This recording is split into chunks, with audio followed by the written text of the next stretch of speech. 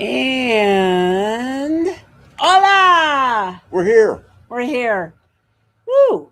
The bugs are out too. I got coils going here. We got fan going here. We don't want the bugs. No bugs.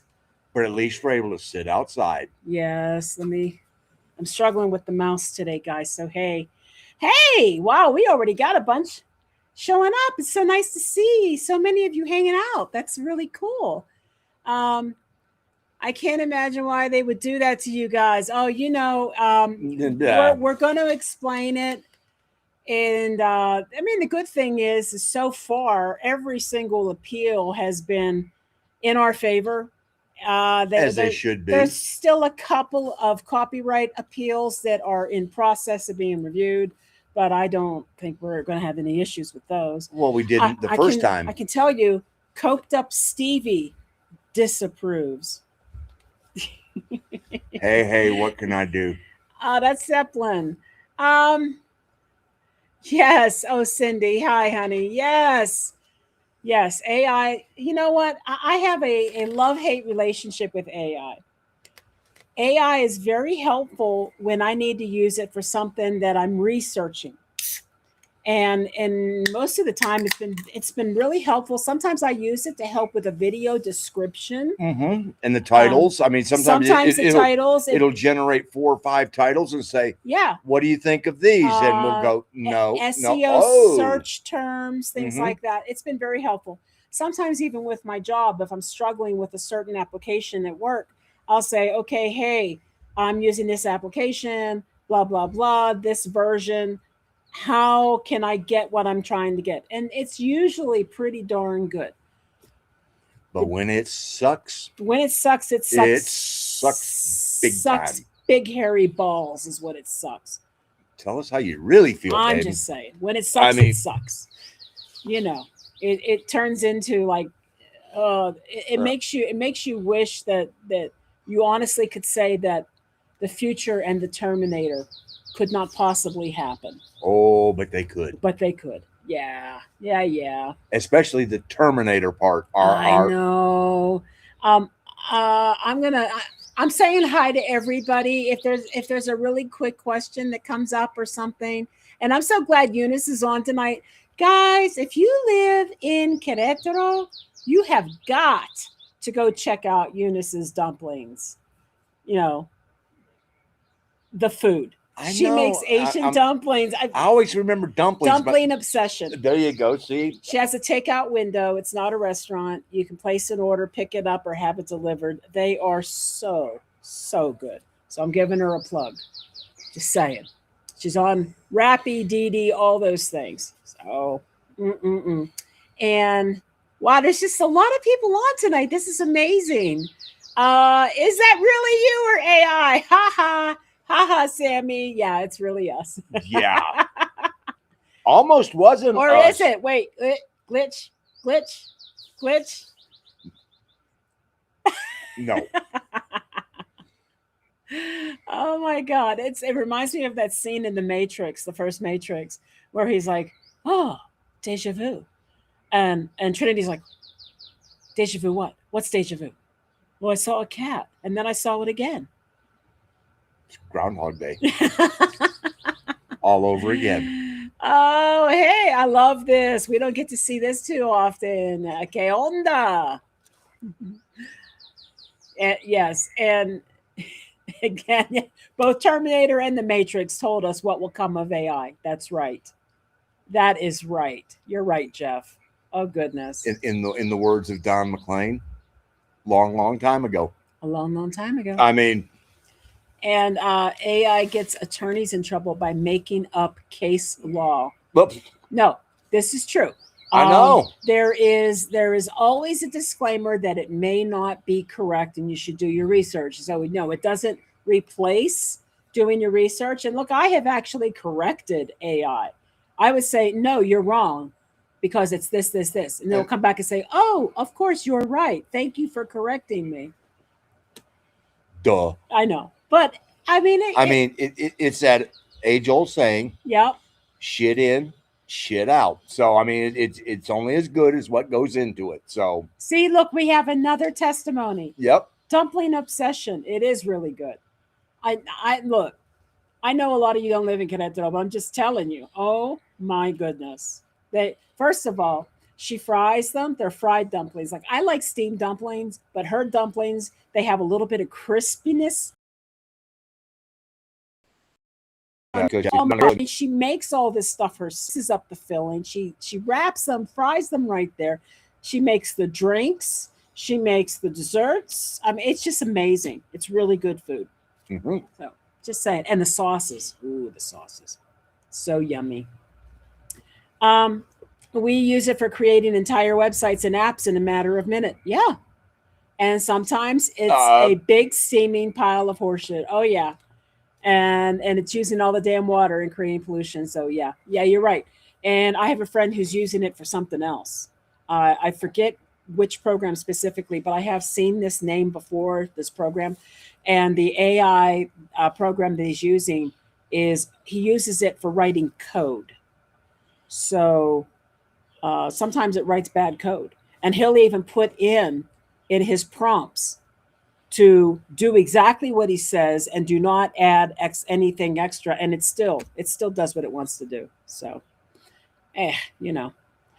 What's up? Yes, I love it, love it, love it, love it. Which part of Querétaro did you end up moving to? We are in the southwest.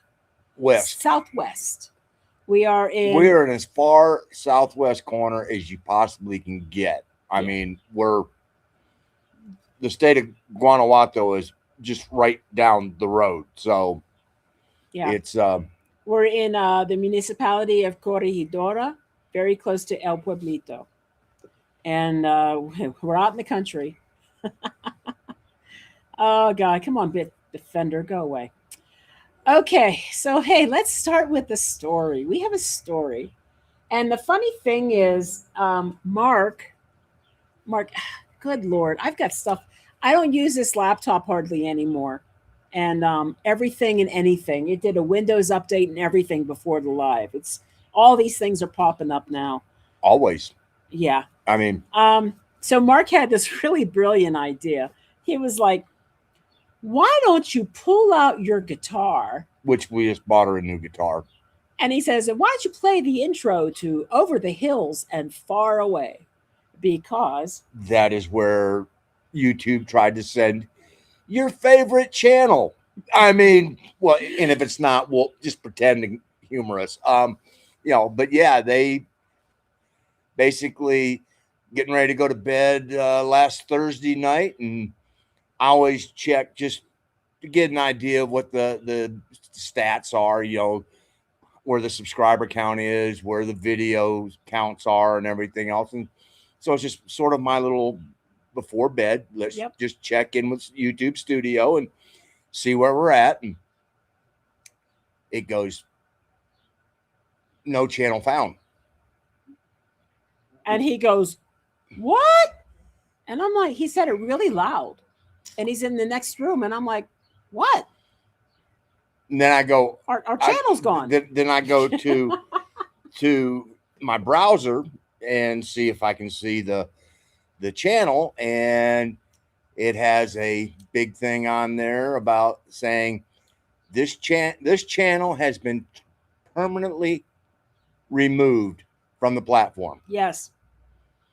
And so he's like, what the hell? Well, I ain't quite used the word hell, but it was a WTF. And it was, like 10 o'clock. It's 10 o'clock at night. I got to get up at 5:30 to work. It is 10 o'clock at night. And this goes from, oh yeah, we're ready to just get in the bed and go to sleep. Yeah. To suddenly amped up to 11. I mean, it's like, what? Yeah. And then I went and looked, and we had an email. And the email basically said that your channel's been permanently terminated due to, I forget the exact words they were using, but they were alluding to the fact that we had multiple incidences of sharing dangerous content or illicit content. And we're like scratching our heads going, since when? And we never received a warning. We never got anything. There was never a community standards email. Nothing ever came. And then we're now we're awake. Oh, we're wide awake. I mean, it's like there ain't no going to bed now. And then it was like, all right, I got to share this with Annie and Arlene. I got to share this with Mark and Vicky, and WTF comes back. and then, I mean, if we go look for you, you're not there. That is correct. And then, oh, shit. WTF again. Yeah. We had multiple conversations going on, and it was all the same reaction. And so then all of us are trying to figure out, what in the world could we have done? And what in the wide world of sports is going on here? Yeah. And so then, it's like, all right, the last live, because we hadn't dropped the video out yet. No, I had worked all day to get that video together so I could drop it the next day. The one that we just put out recently about the credit cards getting imported or not. And so, we're tossing it back and forth, going, all right, the last thing we did was the live. Out of a 4-hour live, we spent 5 minutes talking about Mota. Yeah. I have chispa and I have rainbow flakes, and we talked 5 minutes about them. 5 minutes. And I'm like, is that it? And we're like, that really couldn't be it, could it? No. Gina goes and she starts looking at YouTube, and no. First of all, the company that she bought the seeds from has their own YouTube channel, and there are more YouTube channels about how to properly grow Mota than there are life in Mexico. I mean, so it wasn't the 5 minutes we talked about weed. No, that's not what it was, because there are multiple channels out there on how to buy, grow, etc., including the company that did the hybridized seeds that I have. So it wasn't that. And I'm sitting here going, well, hold on. Bill Maher's podcast is on there. Oh. And not only is he, talking everything else he's talking, he's actually smoking weed while he's doing it. Yeah. So, which, hey, go for it. But we're having a conversation. He's smoking it. He's still on there. So we can eliminate that. Yeah, we eliminated the Mota. So then the next thing was, what in the world can they be talking about? And then I'm going, all right, are they talking because I am smoking a cigar? And I'm going, they'd have kicked us off of here long time ago if that was the case. And then, no, there's channels about cigars and everything else. So, nope, that's not it. No. No, we literally, guys, I got less than 3 hours of sleep that night because we were so wired trying to figure out what it could possibly be. So I'm in bed. It's 10:30 at night, and I am literally. No, it's like midnight now. No, not yet. I was doing this at 10:30 immediately after it happened. Yeah. I'm on my cell phone, thumb texting, which I hate to do because it's horrible spell check and everything else. And I'm appealing their decision. And you only get one appeal. You only get one appeal, and you don't get to upload anything. No. You literally just get to write, I think, less than 2,000 characters in a little box about why they need to review their decision. And I was like, it's simple as this. I just wrote basically that we have never posted anything dangerous or harmful to anyone. We have never posted anything illegal. We have never posted anything derogatory. We have never posted anything about children. All the things that could hit the dangerous activity. All the triggers. Yeah. So I said, our channel's about life in Mexico. And we've never received any community standards warning. Nope. Now, remember, they turned us off that night, and 30 minutes later, I'm appealing it. All of a sudden, in the middle of the night, I think I'm just about to drift off to sleep after we decided we don't know what they did this for. and I'm getting bling, bling, bling, bling, bling, bling. And I'm like, what in the hell? Who is sending me messages in the middle of the night, one after another, after another, after another? And I could think of one person who likes to do this, but that's not who it was. It was email after email after email from YouTube. They restored the channel within 3 hours. So somebody must have reviewed it, a human. Then they said that they removed one 60-second short and said that it went against community standards. And it was the short about how we compared the cost of medication at a resident pharmacy versus a tourist pharmacy. And that's been out for over 2.5 years. 2.5 years, right? So then I appealed that, and I said that's an educational clip. There is, it's been up for almost 3 years. It is merely comparing the difference between two types of pharmacies in Mexico. The next morning, they restored that video, and all the rest of the emails that I got were copyright emails, because what they did is they reloaded the channel and then they scanned every single video again that we have ever put out as if it was brand new. And all the copyright restrictions that I had to battle in the past were all brand new restrictions again. No. And it made me laugh because some of those restrictions were coming from places like, no, some of them like Artlist. I had a couple songs from Artlist. Artlist was the one that was claiming the copyright. I'm like, I got it from Artlist on this day for a video that was uploaded on this day that we have a subscription to. Yeah, and it's already been reviewed once before. Another company was Sound, what was it? Sound something. I don't know. Another music licensing company that I did quit the subscription to, but I'm covered during the window I had the subscription. Well, they were also out there claiming copyrights. And I'm like, here is my user end license agreement for this song downloaded on this day, for this video uploaded on this day. I mean, I had to spend the whole next day fighting copyright claims, about 20 of them, for videos that have been out for 2, 3, and 4 years. Mm-hmm. Yeah. Mm-hmm. Yeah.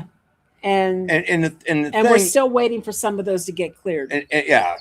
And the thing with it really is that, they didn't just turn the channel back on and go, okay, you're right back to where you were. No, they purged all the data. Well, but they didn't purge the statistics, thank God. Yeah. I mean, so the statistics are still, what they were, but it basically was almost like saying, okay, here's the old number that you had and we'll go forward, but it's a new video now. And so everything got scanned, and it's amazing, which we were able to go, okay, this is definitely AI, because at the speed of which they were able to go through 394 videos. And I mean, it was like bing, bing, bing, bing, bing. And it's like, no, this is all AI. I mean, because there's no way one person, if it was a person, if it was 10 people, it would take days to go through all that content, especially if they had to go through the lives. They'd be there for a week. And we sort of figured this, because I filed the appeal within 30 minutes of them taking it down. We think we kind of jumped the line. And maybe that's why they resolved it within 3 hours. If we had waited all night long. Well, if we had just gone to bed and woke up in the morning and gone, right, what the? There probably was a backlog of people complaining about their channels being gone. Yeah, because they turned something on. Yeah. I think this was July 6th, 15th that it occurred. And they had turned something on at YouTube in the AI world and made it active. And the bitch session on places like Reddit and things like that, oh my God. I mean, and apparently the people who got hit the hardest were the people who do primarily shorts. And if you do shorts, and there were two things that they really focused on. One was repetitive AI content. And I get that. I mean, I understand that there are people out there who've got, who are generating their content through AI, and then they put it through, 6, 7, 8 different channels, make a minor change to it, dress them up as bananas or monkeys or whatever, and then go, okay, different content, so we can put this on the channel now. I need a lighter, please. Good luck with a fan. And so, that was number one. Number two was something that I still haven't been able to quite grasp is collaboratives on shorts. I'm like, well, it's a short. How you really do a collab on a short? But apparently a lot of people had their channels taken down for doing collabs on shorts. So, but I mean, we're talking thousands of channels that got pulled down. Yeah. Some of them deserved it. I mean, if you're trying to scam the system by using AI, okay, I get that. But I'm curious though about how you scam the system by using AI. Spotify has AI created artists with music that is actually charting. Like the music's not real, the artist itself is not real. How do you get? Is the payment real? I mean, I don't know. I know. I mean, I don't know. But the thing here is, if somebody is trying to generate, videos using AI and then taking money from Spotify, okay, and well, okay, so because AI comes from somewhere else, right? Therefore, more or less, it's a copyright issue. You're using someone else's work, or you're generating it, right? And so they're really going after that. And then they were, I watched a video of the, oh my God, I can't believe I'm going to say this, the YouTube trust and safety officer.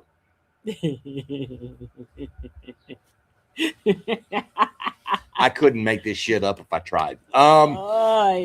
And he was like, yes, well, sometimes the AI puts stuff out there that in subject areas that we really aren't comfortable with them dispensing advice, i.e. medical, legal, or financial, which I get. Sure. I as Gringosimo said earlier, there's been lawyers who've been sanctioned because they've tried to use AI because, well, quite frankly, it's not always right. That's right. And so when you're looking at that, you're having to go, okay, how much faith can we really put in this? And, we've all seen videos, case in point, February, what happened in Puerto Vallarta, planes were on fire. No, they weren't. No, they weren't. I mean, right. They were storming the airport. No, they weren't. No. I mean, well, here's another good example. I have a friend who was a prison guard. He sends me a video privately on Facebook, and it's a woman who's literally walking down the middle of a street and gets run over by a car. And it's shocking looking, but something didn't seem right. And so I started screenshotting the video and looking online for similar images. And what I found out is the same woman appears in like 10 other videos. And each time, I guess they rendered the video, they got better and better at making it look real from different angles, different types of accidents. I mean, there was one video where nothing even touched her. and she flies up in the air and lands on the ground on her back. Like it's that. Those are AI generated. Oh, she's a soccer player. Yeah. I mean, you know, and he's sending me this video and he thought it was real. And I'm like, dude, I'm sorry to tell you, but this is totally fake. This is not a real video. Nobody got hit by a car like that. And the first clue was she's walking in these high heel platform shoes in the middle of the damn street. well, that's what they call a streetwalker. No. I mean, like toward traffic, right into traffic, and then gets hit by a car. And I'm like, something's not right. And that's how I found out that it was basically rendered multiple times until they got it looking realistic enough that they put it out there as if it was real. And it's not. And if they can get a couple million views because it, because it makes money. And suddenly there's somebody sitting there going, okay. And those are the types of things that they were trying to get rid of. And during a 6-month period, beginning sort of the first half of this year, YouTube rolled out a version of an AI thing, and they shut down over 130,000 channels. That's a lot. 130,000 channels. Now, oh, I wonder if that Tom Cruise channel got shut down. 1% of that 130,000 were allowed back on the platform by appeal. Wow. That's 130 channels. Wow.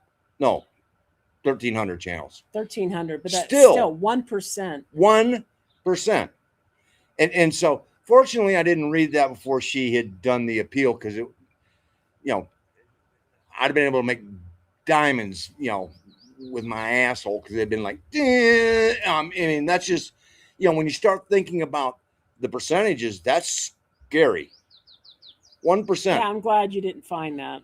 I'm sorry, because look, I will go to bat. I will die on that hill if I truly believe. Yeah, but you only get one attempt at running up that hill. I mean, and what could I possibly say that would have ruined that one attempt? I get that. I just gave them the facts. We don't do this. We don't do this. We don't do this. We don't do this.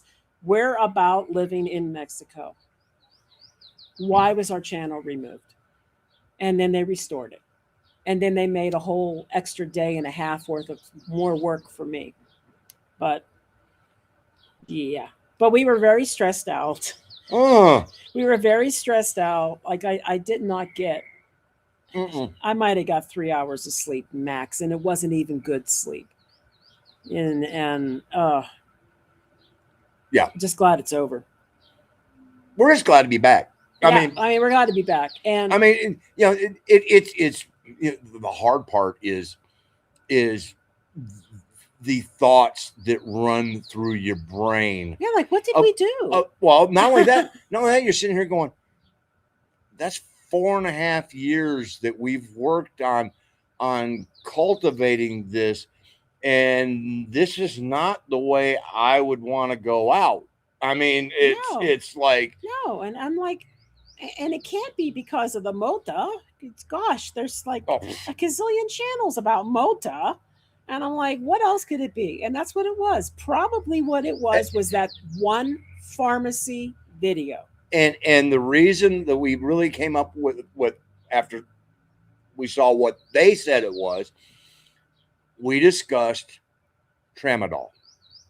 And that's a controlled substance in the U.S. But it's not down here. Not in Mexico, though.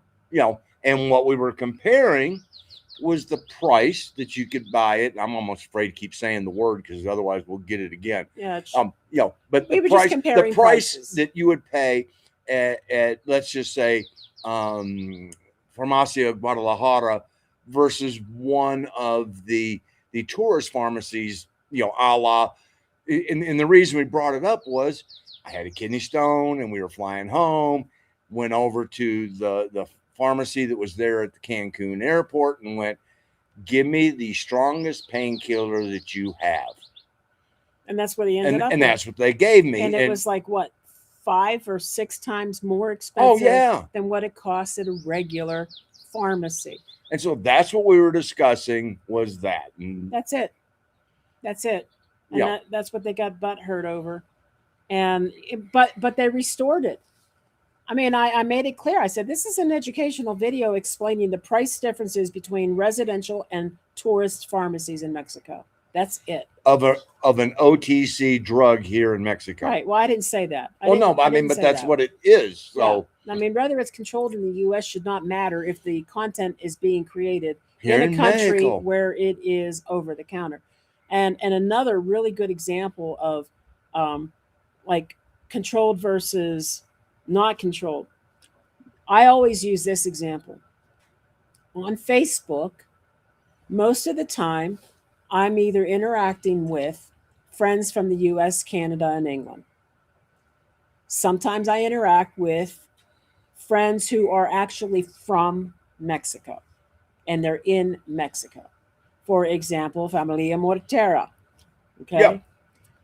What I noticed almost immediately upon seeing the content that he shares on Facebook, and not just him, his daughter, sometimes his wife, a cousin, what they share on Facebook would get shut down in the US in a skinny minute.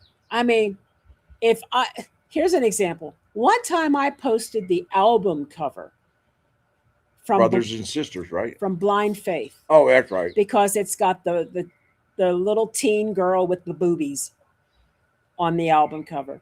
Now that album has been out for how many freaking years now?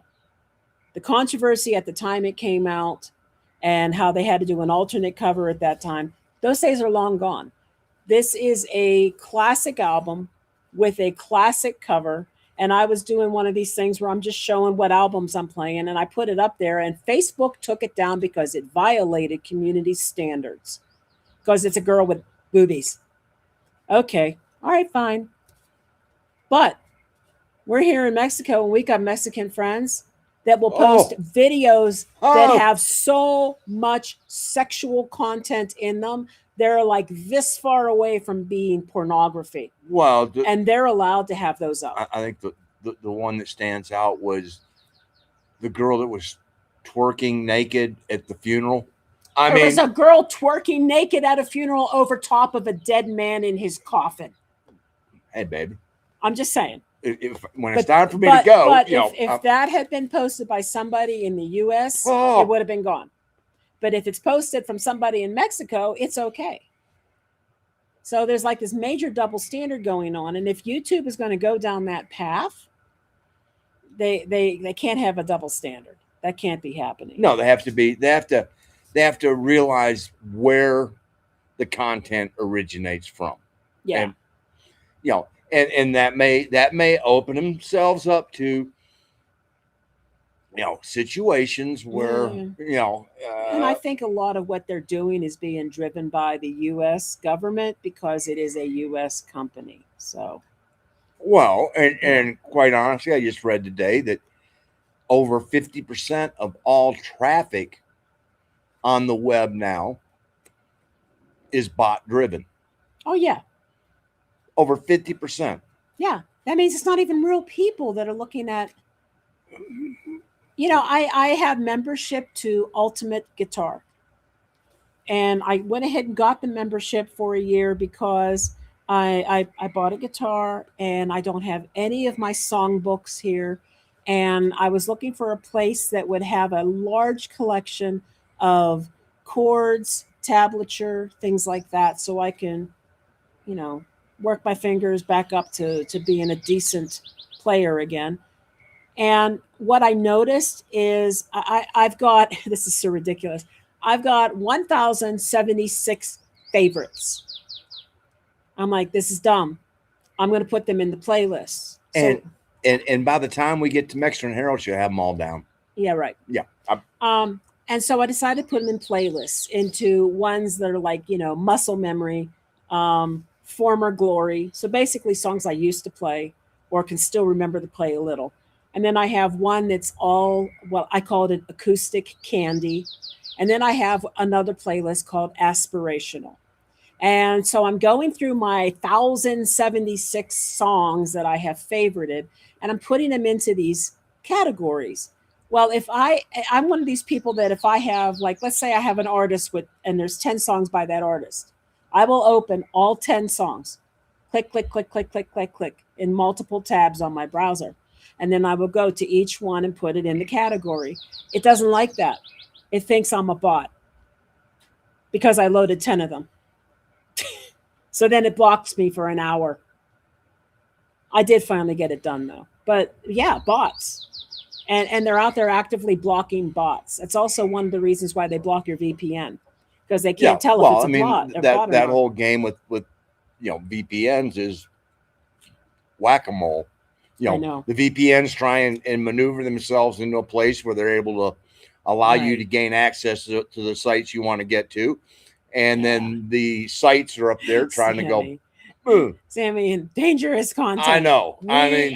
We are dangerous. We are public enemies. And here's the thing: the one thing that we mark on every video is it is not child suitable. I always say that. I mean, every single video, one of the things we're asking is this suitable for children? And I always check no. Maybe it is. Most of the time it is, but I don't think children are going to be looking at our channel anyway, so I always say no. So, adult content, as far as I'm concerned. Well, with my potty mouth, yeah. I mean, not during the videos. I mean, I try and restrict that there. Right. During the lives, it's sort of okay, this is you guys and us. We're sitting here just like we're all sitting around out here on our terraza. I mean, we are basically being monitored and censored in every way possible. When you least expect it, it is Big Brother. Yeah, it really is. I was pretty pissed at Big Brother Thursday night. I prefer the term for the week is devil's lettuce. Every time I hear that, I laugh. It never gets old. Yeah, it's funny because I say that to my daughter too, or to Lexi, our daughter Lexi, the youngest. Ooh, I knew this was coming. Ooh, our youngest daughter got engaged. She's been living with the common law husband for 7 years now, and he finally got her an engagement ring.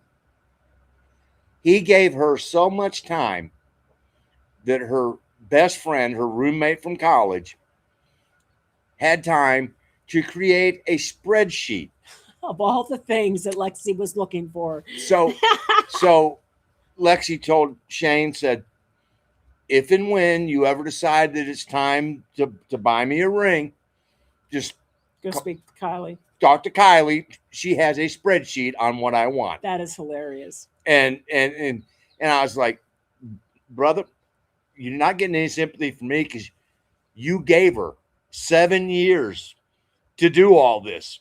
We kind of asked him, it's like, so what was the motivating pressure to finally pop the question? And he said, basically everybody. Yeah. His entire family, his friends. Well, I mean, her friends. his parents went, oh, welcome to the family officially. I mean, she'd been part of the family for so long that, I think that it would be a hard decision if they were to go, which one do we keep, Lexi or Shane? I mean, they'd have to. That's so funny. I mean, they love her because they love Lexi to death, which, everybody loves Lexi. That's true. She's a special kid. And see, coked up Stevie sitting over here going, really, Shane? Shane, because coked up Stevie disapproves. Yeah, I mean, right here, she's not happy. Terrible. You had to guess all night. Yeah. And actually we really didn't have to guess all night because the phone was going off and I could hear it and I was purposefully ignoring it because I needed to get some sleep. And I literally thought it was somebody on WhatsApp sending me messages, and it wasn't. And then finally, email. It was only 3 hours and we were, your appeal has been granted. Yeah. And it was like, and then bing, bing, bing, bing, bing, bing, bing, bing, bing. It was just and all those emails were copyright restriction for videos that were so old. Just, we've seen many videos and wondered how it's up, either music or other stuff. You guys are YouTube angels. Thank you. Yeah,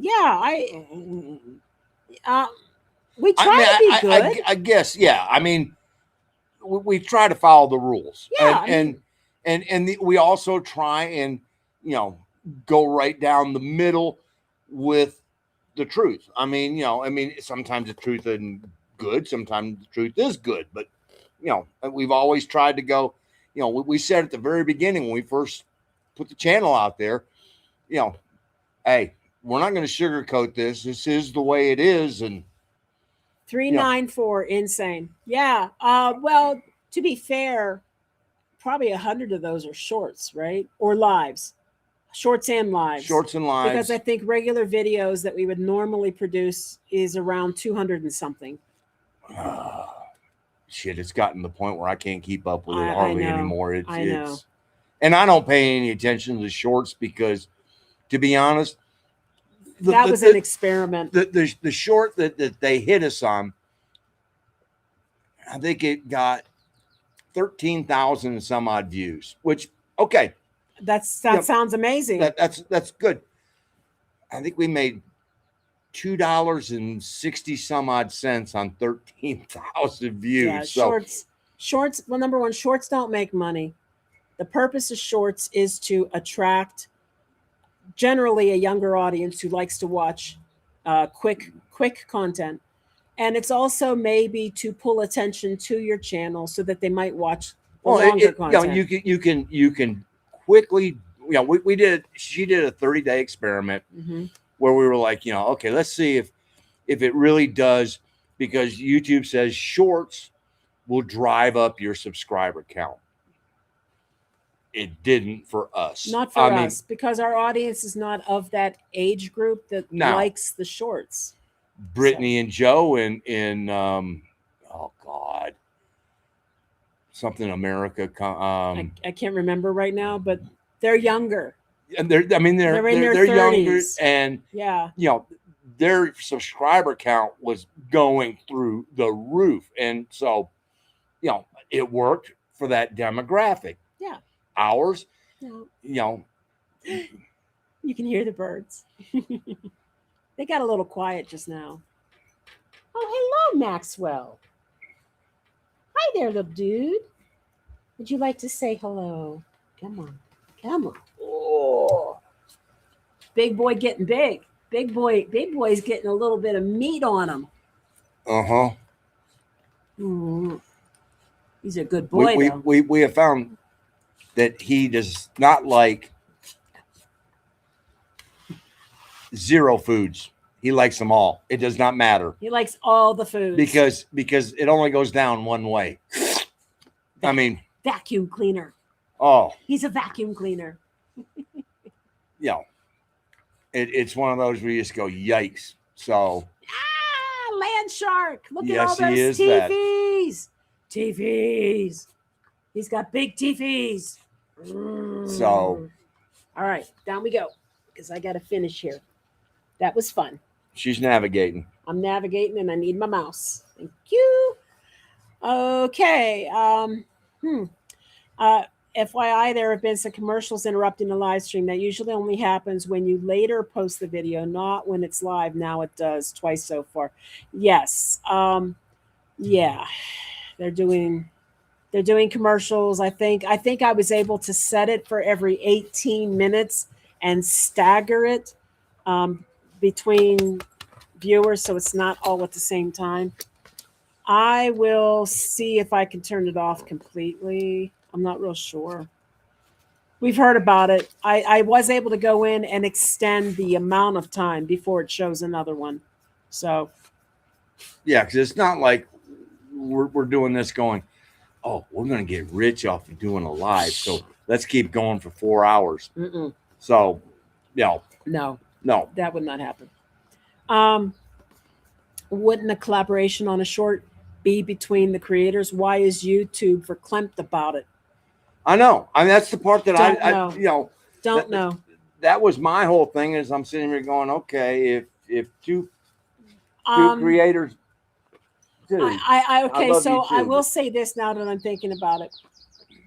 The way they pay out on a long form video is not the same way they pay out on shorts.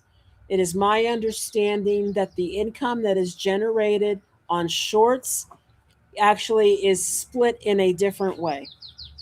And Dude. And since we don't do shorts, I don't care. I don't study it. But I do believe the way the payout is, it is set up in a different type of payment system. So maybe that system is not conducive to splitting it additionally in a subcategory of collaboration. I don't know, because then you would have to pay both parties unless one of them is the only one that owns it, kind of thing. I think he likes his daddy. He's Dude. like, love me, daddy, love me. Dude. All right. Yes, yeah, we are aware of the ad thing. This has come up a couple times now. I think the first time it got mentioned was last month about ads showing up on the live.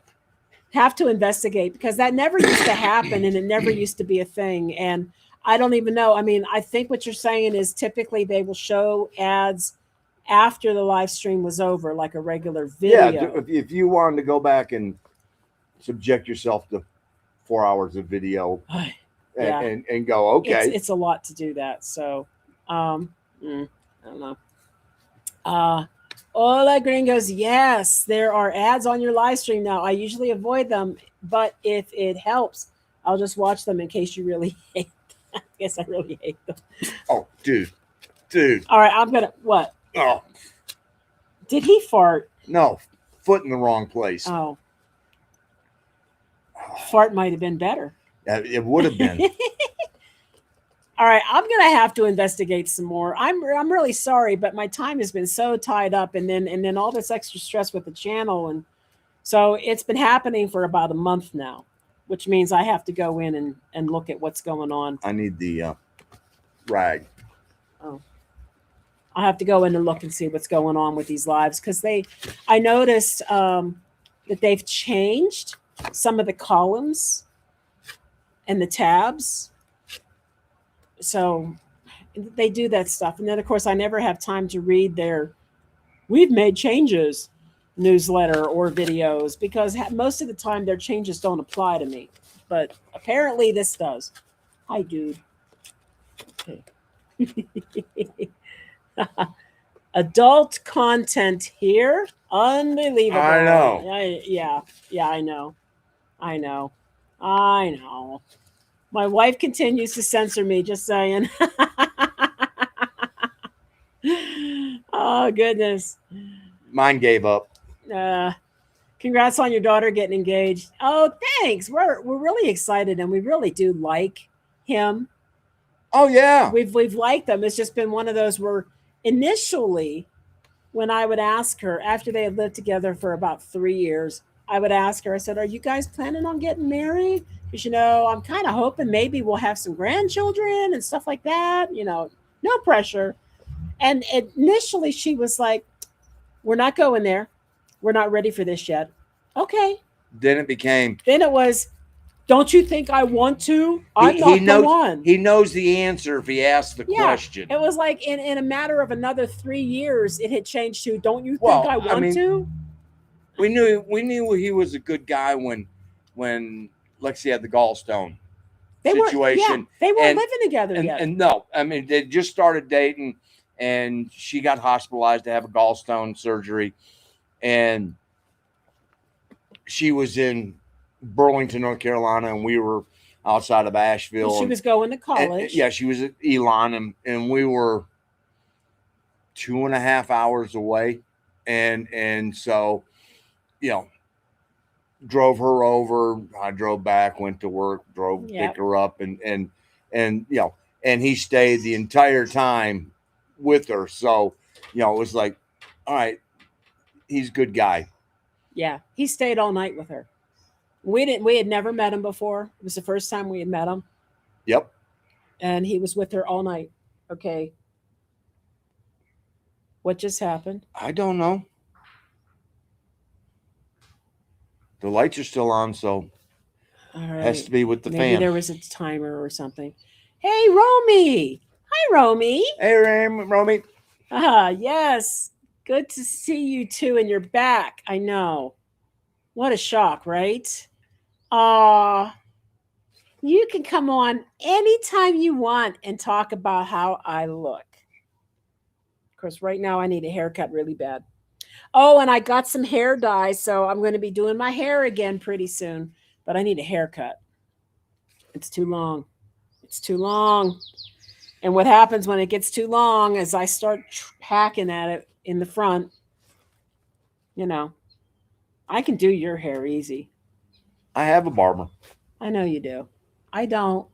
I Yeah. need a barb. I need a beautician or somebody. And they are, you know, solo hombre. It could be the U.S. government is trying to shut down his YouTube channel to prevent more Americans from escaping the rat race to Mexico.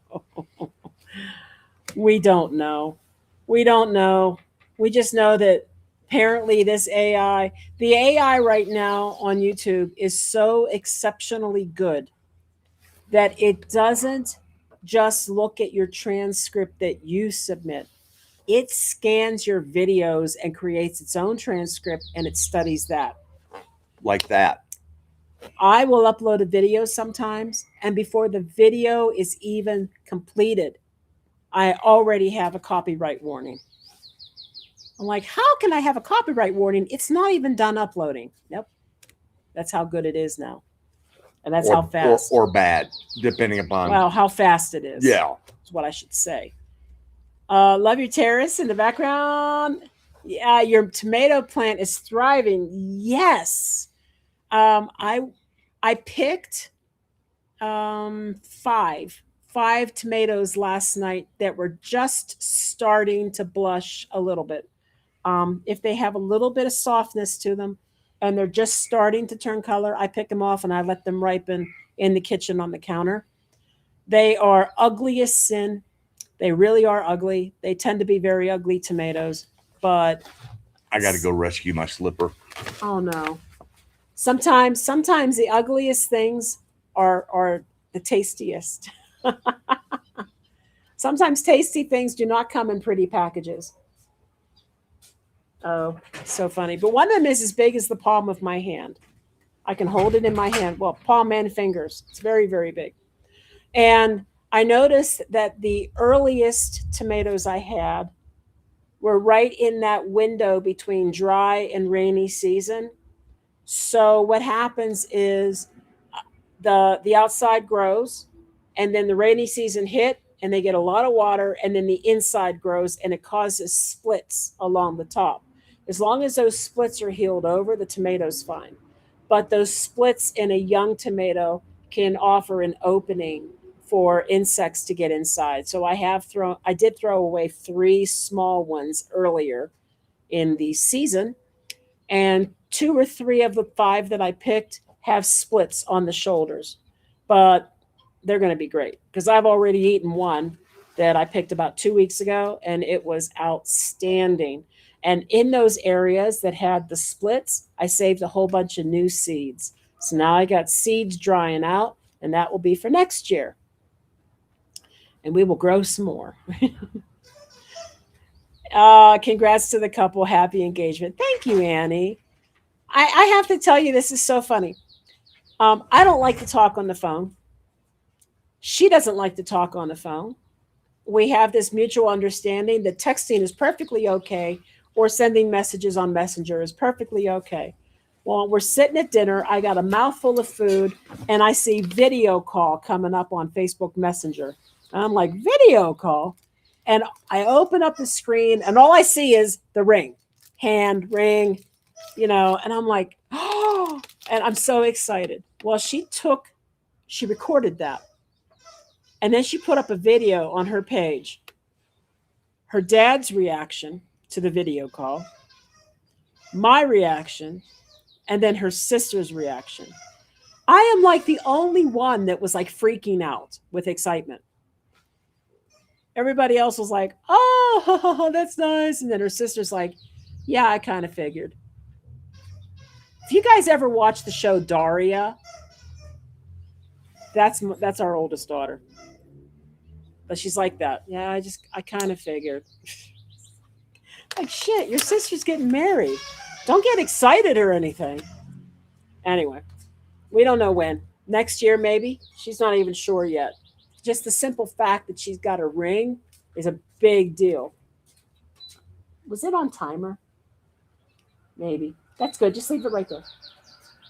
Ooh, that's fine. All right. Perhaps it is time to produce Bermuda shorts. Bermuda shorts, honey. I've become Mexican. I don't wear shorts anymore hardly. I mean, You know, that's true. It's not that common in a lot of parts of Mexico for men to wear shorts. It's not horrible. It's not impossible. It's just not that common. no. And if you're in a really hot location like Veracruz, for example, like Oh, okay. I mean, he would wear them. Huatuco, Veracruz, Merida, Progreso. Yeah, there were some shorts going on, but here in Central Highlands, it's like, okay. Yes. And then, yes. Vacuum Max, the land shark. Oh, God. God, he is yeah, he eats. And I notice he's getting, like, his skin is feeling a little thick. And I'm like, we better cut down. I think he's gaining too much weight. Yeah, that's right, guys. Your channel is for those of us who are 50 years old. I agree. I agree. That's sort of who we target the content to. I mean, we do have some people that are in a younger demographic, but the majority are between like 50 and 70. The majority. And older. I mean, because some younger, some older. I mean that's the center of it, though. Yeah, it's when we look at the demographic, it's amazing that it is predominantly male. Yeah. Which and the languages. I hadn't put a video out in like 6 weeks. And so last week when I uploaded a video for Friday, I went to do the translations for the closed captioning. And typically I will see English, Spanish, Portuguese, Filipino, Indonesian, German, Russian, and Turkish. I'm missing one or two. Anyway, this past Friday, Turkish has fallen off the top 10. Russian fell off the top 10. Filipino fell off the top 10. Now we have Bhangra, Hindi, and something else. Urdu? I don't remember now. I was just like, what? So we're pulling in a whole like Western Asian demographic now. I just thought that was odd. But okay. Not at all. Yeah. So I translated it to those languages too. He's over there sniffing around. Good evening. What I miss? Oh, Sheila, what you missed is we were public enemy number 1 for about 3.5 hours. Maybe not number 1. No, it was about 3 hours because we don't have, I mean, in looking at our statistics, we don't have hours anymore where we don't get a single view, which is like mine. I mean, we have not had one in probably over a year. So, and we only had 1 hour out of that 3 hour period where we didn't have any views. So I think they cut it off, 15, 20 minutes into an hour. Then we were down for an hour and then they picked it back up, about halfway through the hour. So we only had 1 hour. We didn't get any views at all. But, looking at it, you go, well, how many subscribers did we just miss? How many? I mean, it's one of these things where if somebody had come in that period of time to look for the channel and then they see we're not on anymore. How they know we're ever back? Are they ever going to come back? We don't know. So, and then that also means that whatever video they were promoting, YouTube does promote certain videos. Are they going to go back to promoting again? Don't know. And the safety and trust officer, in his interview, which was done with another YouTube employee, was talking about, how they want to prioritize human faces, and that they want the algorithms to push human faces. Well, I don't know about you, but I know that the Besses in Mexico, truly remarkable life. Two travelers in Mexico. Papa moved to Mexico, and all the others would be sitting down here going, sure, go right ahead. Bring it on. Come on, push us, Yeah. Yep. Living La Vida Lakeside. Plain yogurt can help with dog farts. Oh no, he can feel pain. Oh my gosh. Oh, that's funny. Well, I'll remember that. I'll remember that for you, dude. Yeah. He's like, you guys are sitting on my potty area. Yeah, well, there's still plenty of potty area for you. Same. We're sitting on his potty area. We got a pretty nice grassy carpet. It's not the short green all what do they call that? It's not AstroTurf. It's like longer. Grassy. It's more like prescription turf. So we did that because we can't keep up with him in the central courtyard. Oh God, no. We can't keep up with him. And right now there is one house that is for rent, another house that I saw people moving their belongings out of, and then there's another house that's under renovation. And those guys down there, they keep the gate open because they're going in and out. I get it. It makes totally logical sense. He gets out. And he knows exactly where that gate is. He's too smart for his own good. I mean, he's finally figured out. That's why I had to go rescue my slippers, because he's figured out how to open doors. Yeah. And it's like, yeah, dude. So we keep him locked inside this patio area. We've got exceptionally good baby type gates. They have a swing open pass through door, and they work really well. He can't jump over them like he could the other baby gates. And I had to put chicken wire up around all of the plants because he was going out there and having. He's a schnauzer. He's a digger. He's digging. He was digging dirt out of the pots. And we put the onions in there to try and grow some onions in with the tomatoes, because they're supposed to be a nice, balance one for the other.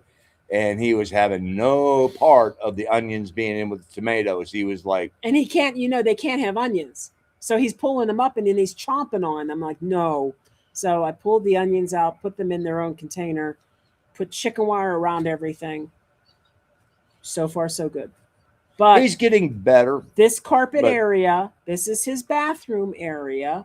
And I got this cleaner. I can't remember the name of it right now. It was not cheap. It's like a gallon container of concentrate that was $100 US.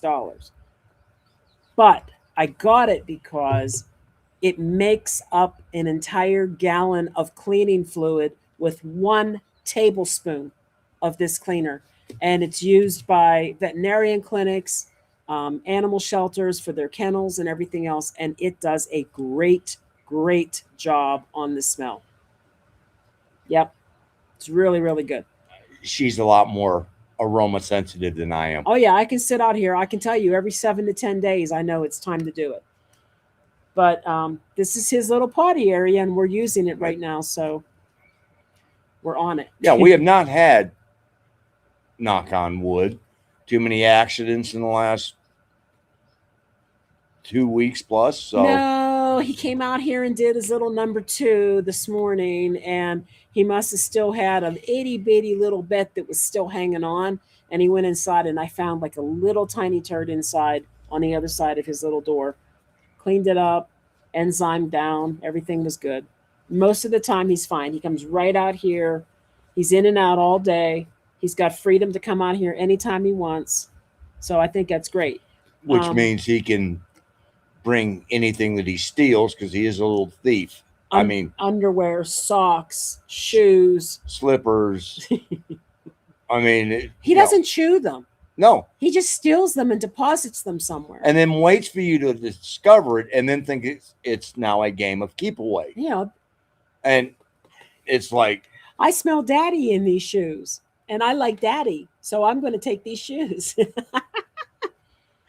Oh, that's so fun. He's so fun. Oh, he's got one baby tooth left that we can see, and it's got to go.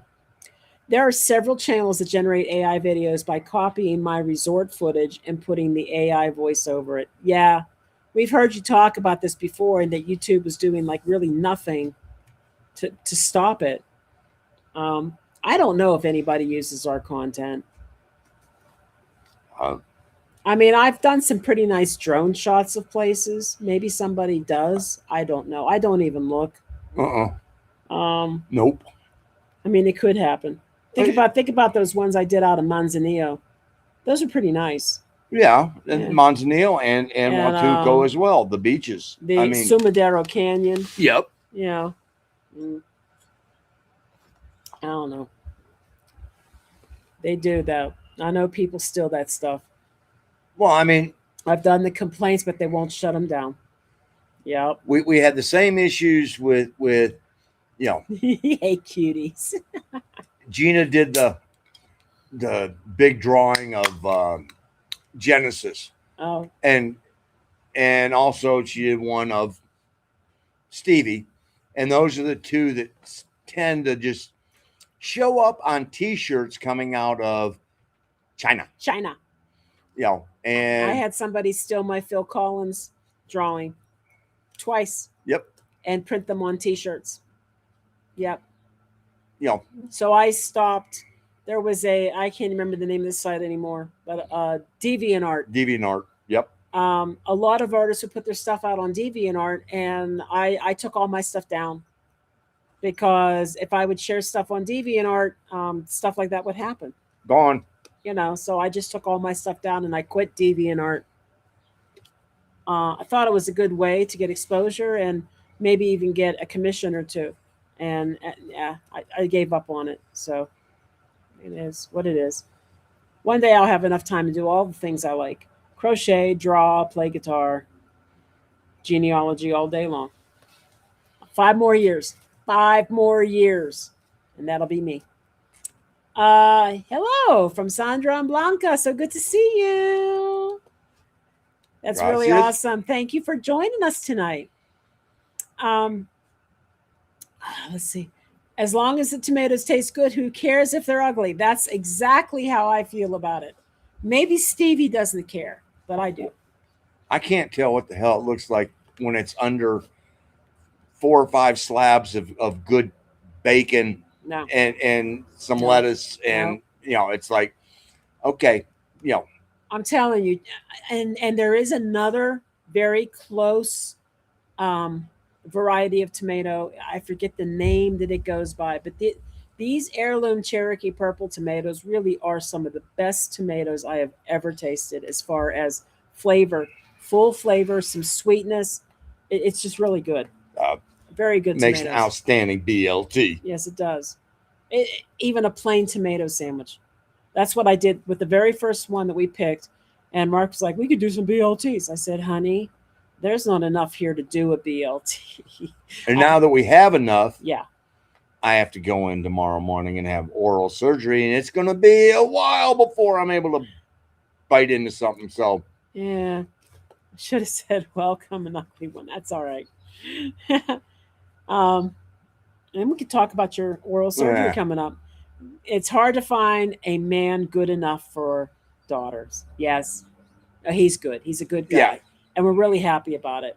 I mean, anybody who is willing to every year for their anniversary go right along with the fact that, you know, okay, we're going to do a theme every year. And so far he's done Bob's Burgers, Raggedy Ann and Andy, Flash Gordon. She got a skull cap, the mustached goatee, cape, and everything to play the evil person in the Flash Gordon movie, and he was Flash. Like, they do the craziest. I mean, and you know, it's like he has no qualms about doing that. And, Gina's sitting there going, that ain't never going to happen in our marriage. And I'm like, you're right. That's not true. He went as a pirate under duress. I did ask her if she was going to have a themed wedding. And she just kind of like looked at me like, what? I'm like, every year you guys do themed anniversary photos. You could do a themed wedding. I'm like, she's, well, I haven't really thought about it. I'm like, hey, you could do, why not do a Renaissance, a Ren Fair theme? I said, we've got outfits for that. No. Aw, it would be fun. But anyway, that's up to her. She said they want to honeymoon in Japan. That's their dream trip. So, okay. They both love anime and they like video games. So it actually makes sense. In fact, that's how they met. They met online at a gamer's site or something. Video games. Better than the site we met on. Ever thought of streaming at another location? Maybe include your tribe. Well, we would have to be somewhere that's got really good, strong internet, number one, in order for that to happen. Okay. The possibility of that would be the next Mextron Hero. But they're talking about people locally here, the tribe. I get that, but I mean, half of the tribe's going up with us. I mean, yeah, I mean, we're going to have a lot of people there, but we've got a couple friends here who they work at a restaurant and they're never off until 11:30 at night. We have a couple of friends, Annie and Orlean, where Annie has to get up at 5:30 in the morning. Same schedule you got. Same as me, so staying up late at night, and of course everybody we know has dogs at home, and they have to get back to the dogs, and our lives are like kind of long, and I don't know. We'll have to see. A lot of the tribe was actually here. 4th of July, we had a party, not a 4th of July party. What happened was I offered a sourdough class. I had never done anything like that before. And I said, if you'd like to come over and learn how to, do your starter, feed it, take care of it, how to make the bread, all the little tricks that I have. That's what we did. And everybody left with a little tiny sample size of starter to take home, and a list of tools that I use, and recipes for English muffins, and recipe for a crusty sourdough loaf. And I do know that Vicky has made bread at least already once, and was planning on making some more. No, I mean, could we do a get together and do a dual camera setup? And yeah, we could, and have it where it'd be, rotate in and out, because we got the whole tribe together. We'd either all be this tall, or what I was going to say is they were here and we did have the camera. We did record that. I just haven't even had a chance to see if the quality is decent enough to put a video out of it. But there's a lot of people in that video to some extent. But to have a live stream, and to be honest, shit, half the tribe is on here. So, I mean, that's true too. I mean, so, ask them. Hey, good evening from Dominican Republic. Hola, hi there. We've been to the DR. We went to Punta Cana once for a music festival. We've been to both halves of the island. I prefer one a hell of a lot more than the other. Oh, Labadee? Yeah. Is it Labadee? Yeah, and they just got done announcing Royal Caribbean did that they will not be going to Labadee for at least the next through the end of 2027. That's interesting because I thought they owned that. They do. And they're not going back. They're not. Why? A myriad of reasons. Okay, we'll talk about it later because I hadn't heard this. But anyway, Royal Caribbean, they like to, a lot of the cruise companies, they like to go out and buy the little piece of island or the little piece of shore. And then charge you a boatload for it. And then they say, oh, this is one of our ports of call. Well, it's nothing more than basically being on the cruise ship, but you're not on the ship. I don't care like the key. What was that key something? Oh, Coco K or Coco something like K. I don't know. I mean, I don't dig that stuff. If you're going to take us, if it's a destination cruise and you're going to do ports of call, take us to ports of call. Not someplace where we're Not basically not held your captive private and beach where you're serving us the same food you serve on the ship. uh-huh. So and service as far as you've cut the crew in half, and so you're waiting longer to get a beverage and whatever. But DR was you know what they had. That was the first time we had been to an airport that was all open like the way it was. Do you remember that? Which one? The Oh, the airport, Punta Cana. yeah, like Oh, it was all open in the front, yep. and I mean that was kind of cool. That was cool and really beautiful beaches. It was very very pretty. Oh We yeah. had some rough waters and stuff, Like every day we were there. I mean, we but had but the beach was beautiful, and there was people walking horses on the beach. Yep. And, yeah, that was cool, for sure. Um, guys, do your videos and live streams have the option to give them hype? I'm not sure if I know what that means. Do we do the videos and live streams have the option to give them hype? I don't know what. I'm not sure I know what that means. I mean, I guess if people give us likes, I guess that's. I mean, the biggest hype that we get is engagement. I mean, that's because when and we've seen this happen. We have one video that had been out for 8 months, and it done okay. And 8 months later, out of the blue, for some reason, and there were a fair number of comments that were made upon this. It was the one, the one when we talked about going back to the States. I can't remember the name of it now. Because there's been too many of them now. Yeah. Anyway.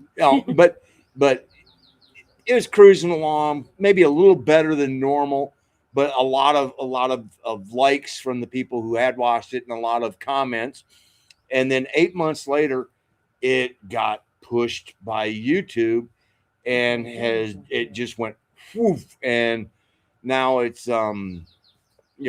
basically I think it is now at 25,000 views and got us a little push, and then there's Zipolite that got a little bit at the start, then sort of crept along, and for some reason about 6 months ago, dude, you don't want any part of that. I almost had it. Yeah, I know. It's one of those tarantula wasps. There is a hair. And so about 6 months ago, Zipolite video got pushed, and it has not slowed down since. It gets anywhere from 12 to 1,700 views a day. I will say this. The last video that we put out because it's a timely issue that's happening, and that was the discussion about how the recent laws have gone into effect where smart cards are not allowed to be imported from outside the country into the country. And so it's not caught up with all the aduanas at the airports yet, but it will eventually. And it's happening in Querétaro, and it happened to us. And I'm noticing on Facebook groups, it's on Facebook groups, it's happening to more people. They're asking about it. So we did the video. The video's done really well. What I noticed is people on Facebook are posting the link to our video when somebody else asks the question again. Yeah, here you go. I mean, GringosRUs just did a video on it here. And we did. I mean, so far comments we've heard that it's happening in Guadalajara. We've heard that it's happening in Merida. I think everybody has said DHL though. I don't think anyone has said FedEx. No. Oh, yep. Yeah? Yep. Okay. Yep. FedEx finally got the hammer put to them as well. So I mean, it's one of those, and you guys, as usual, are great about giving out the tips. Yep. You know, oh, can't remember now who it was. Somebody there in San Miguel de Allende had mentioned that there were several mail services out of Laredo that basically hand take it across the border and they drive it down to San Miguel and then deliver the product there. Yeah. As long as somebody is delivering it. And another one in another way other than by air. Another one is Ameriship. Denise down in Merida had pointed out that she's been using Ameriship for the better part of, I think she said 3 or 4 years now. Mm-hmm.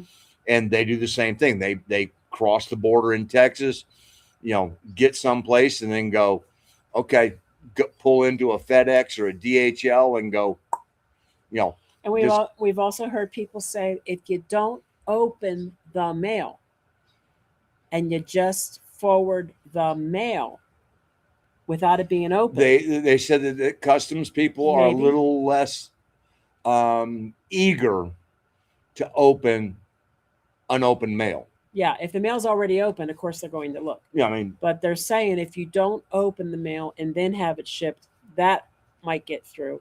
And other people have also said, put it in a birthday card or something.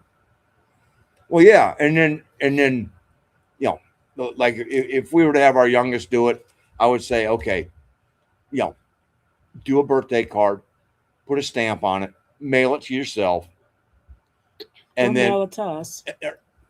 No, don't mail it to us. God knows we haven't seen a mail person down here in forever. Mail it to our mail forwarding service. Right, and then we can ship it down. I mean, why would she mail it to herself? Well, because it's stamped and it's sealed, and she doesn't open it. She just drops it in an envelope and ships it FedEx. So, she could put Gina Anderson, care of, boom, boom, boom, boom, boom, whatever. Instead of incurring the expense of shipping it to South Dakota and then no, it'd be a little faster. Shipping it back. There's all kinds of ways we can do this. 1 year for me. Yay! Very cool. All right. A stream wedding. Ooh, a steam wedding. My son loved Japan when he went there on deployment. Okay. The temples look really cool. They really did. Both of them seemed like they were definitely on that single page that Japan is where they wanted to go. So yeah, I mean, why not? And Shane's smart enough to realize that this isn't about him.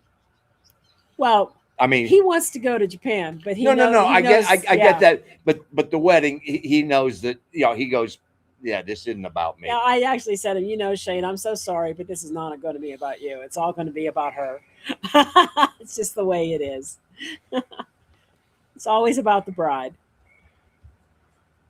I met Stevie at SJSU. Guess what group she auditioned for in the early 70s? The group was primarily a cover band at the time. Oh, man. Geez, I don't think I'm going to know the answer to that. In the early 70s at San Jose State? Primarily a cover band. Well, I'm just trying to think of bands that came out of that particular area. I mean, early 70s, you would have had... I know she admired Janis Joplin a lot. Like that was one of her female idols. I mean, you would have had, starting out at that time, would have been like the Doobie Brothers, because they're out of that area. Definitely not the Eagles, because the Eagles were basically and they started out wanting to write their own stuff. I mean, they weren't really doing much covers. And I think she leans toward a more country-ish, folk-ish sound. So somebody who's kind of in that genre. Yeah, I'd say the Doobies would be about, I don't know. It's all guys. There's no women in the doobies. Didn't mean that. Doesn't mean that she didn't try. I don't know. You know, that had given her another 6 guys to sleep with. Okay, so you're gonna have to tell us, Chicano photographer. We need to know. ¿Qué onda, gente? Hey, Hola, Tommy. What's up? Let's see. Down we go. I've been hearing other channels say hype the video below or something like, oh, it's a click somewhere. I think it's a thumbs up, the thumbs up type thing. That's probably what they mean. And you can do that during this live too, I think, because I can't see the YouTube thing. I often will see people say, everybody give it a like, you know. So yeah.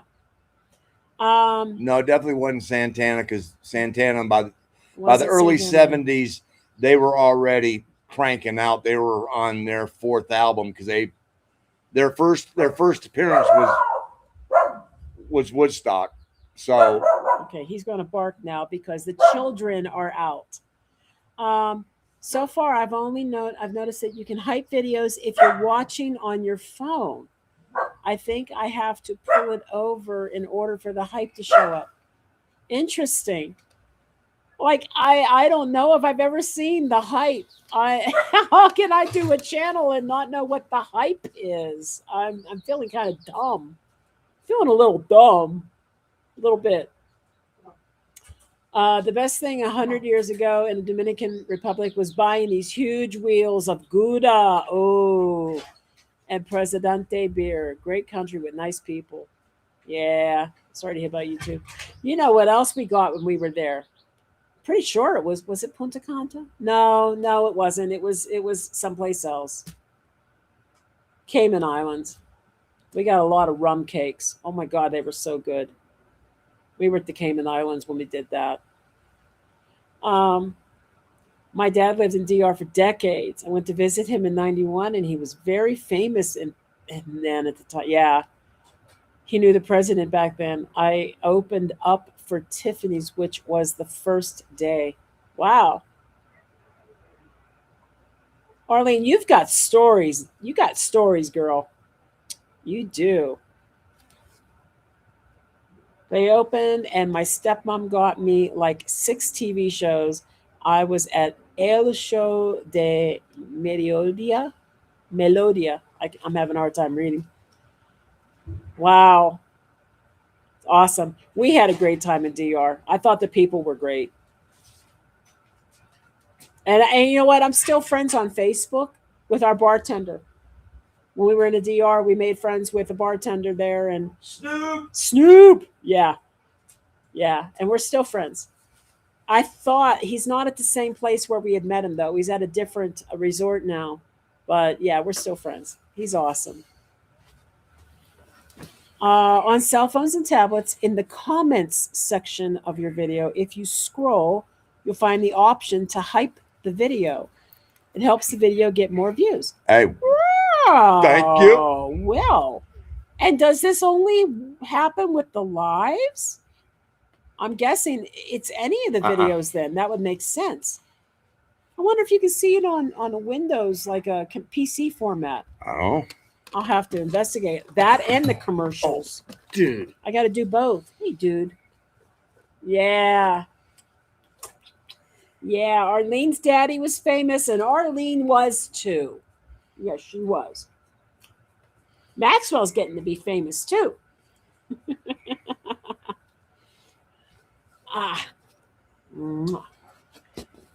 See, I remember her. Wow.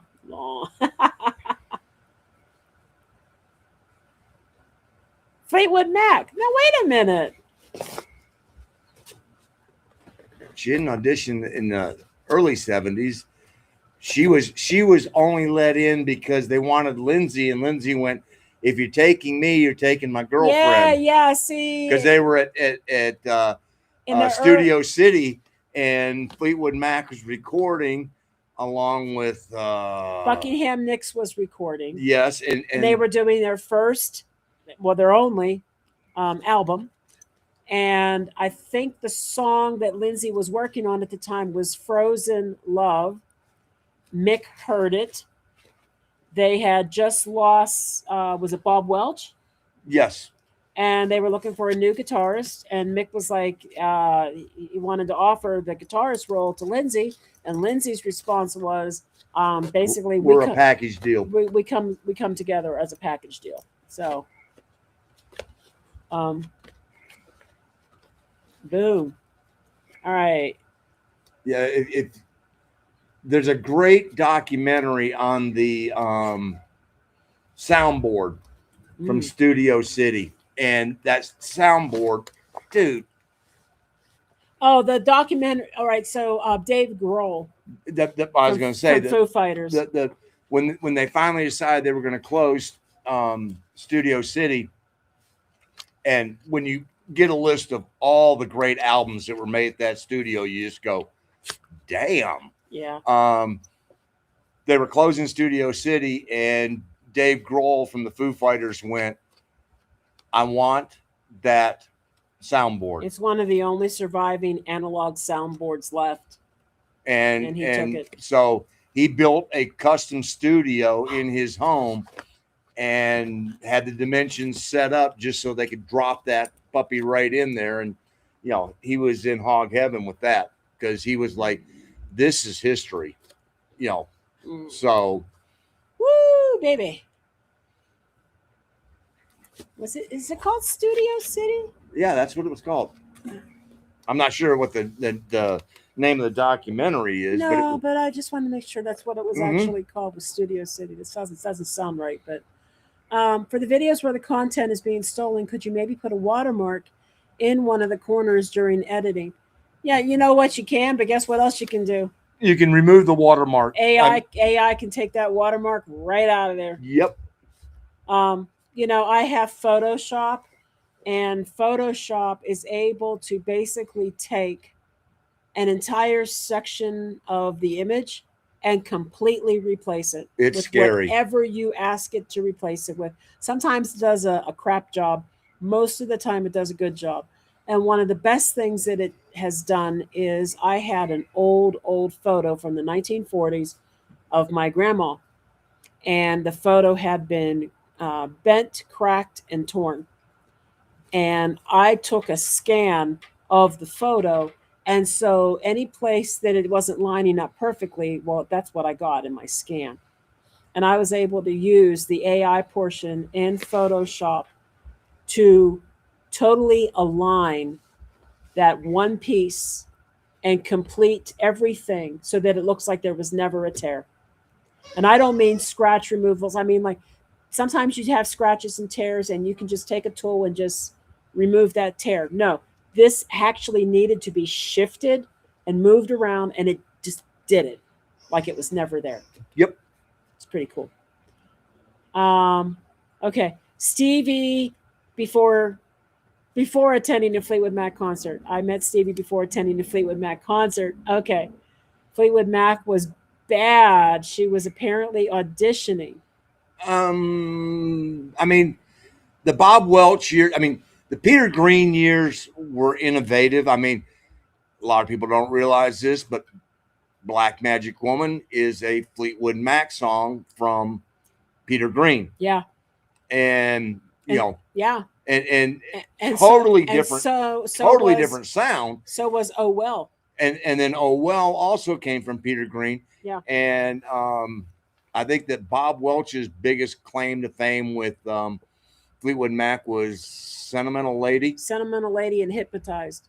You know, those were the two, and it was pedestrian, and it was nothing like, you know, I mean, we were talking today, and it was one of those where, to me, I like the Peter Green eras, but to me, the first album for Fleetwood Mac was the White Album with Stevie and Lindsay, and, you know, the band took off from there. So, now this is a good, reasonable guess. Jefferson Airplane. No, they'd already been around too long. They had already been around. My favorite song by Jefferson Airplane of the early days is actually called Lawman. And it was originally, the vocals were done by the first By female. Max. Yeah, the vocals were done by Max.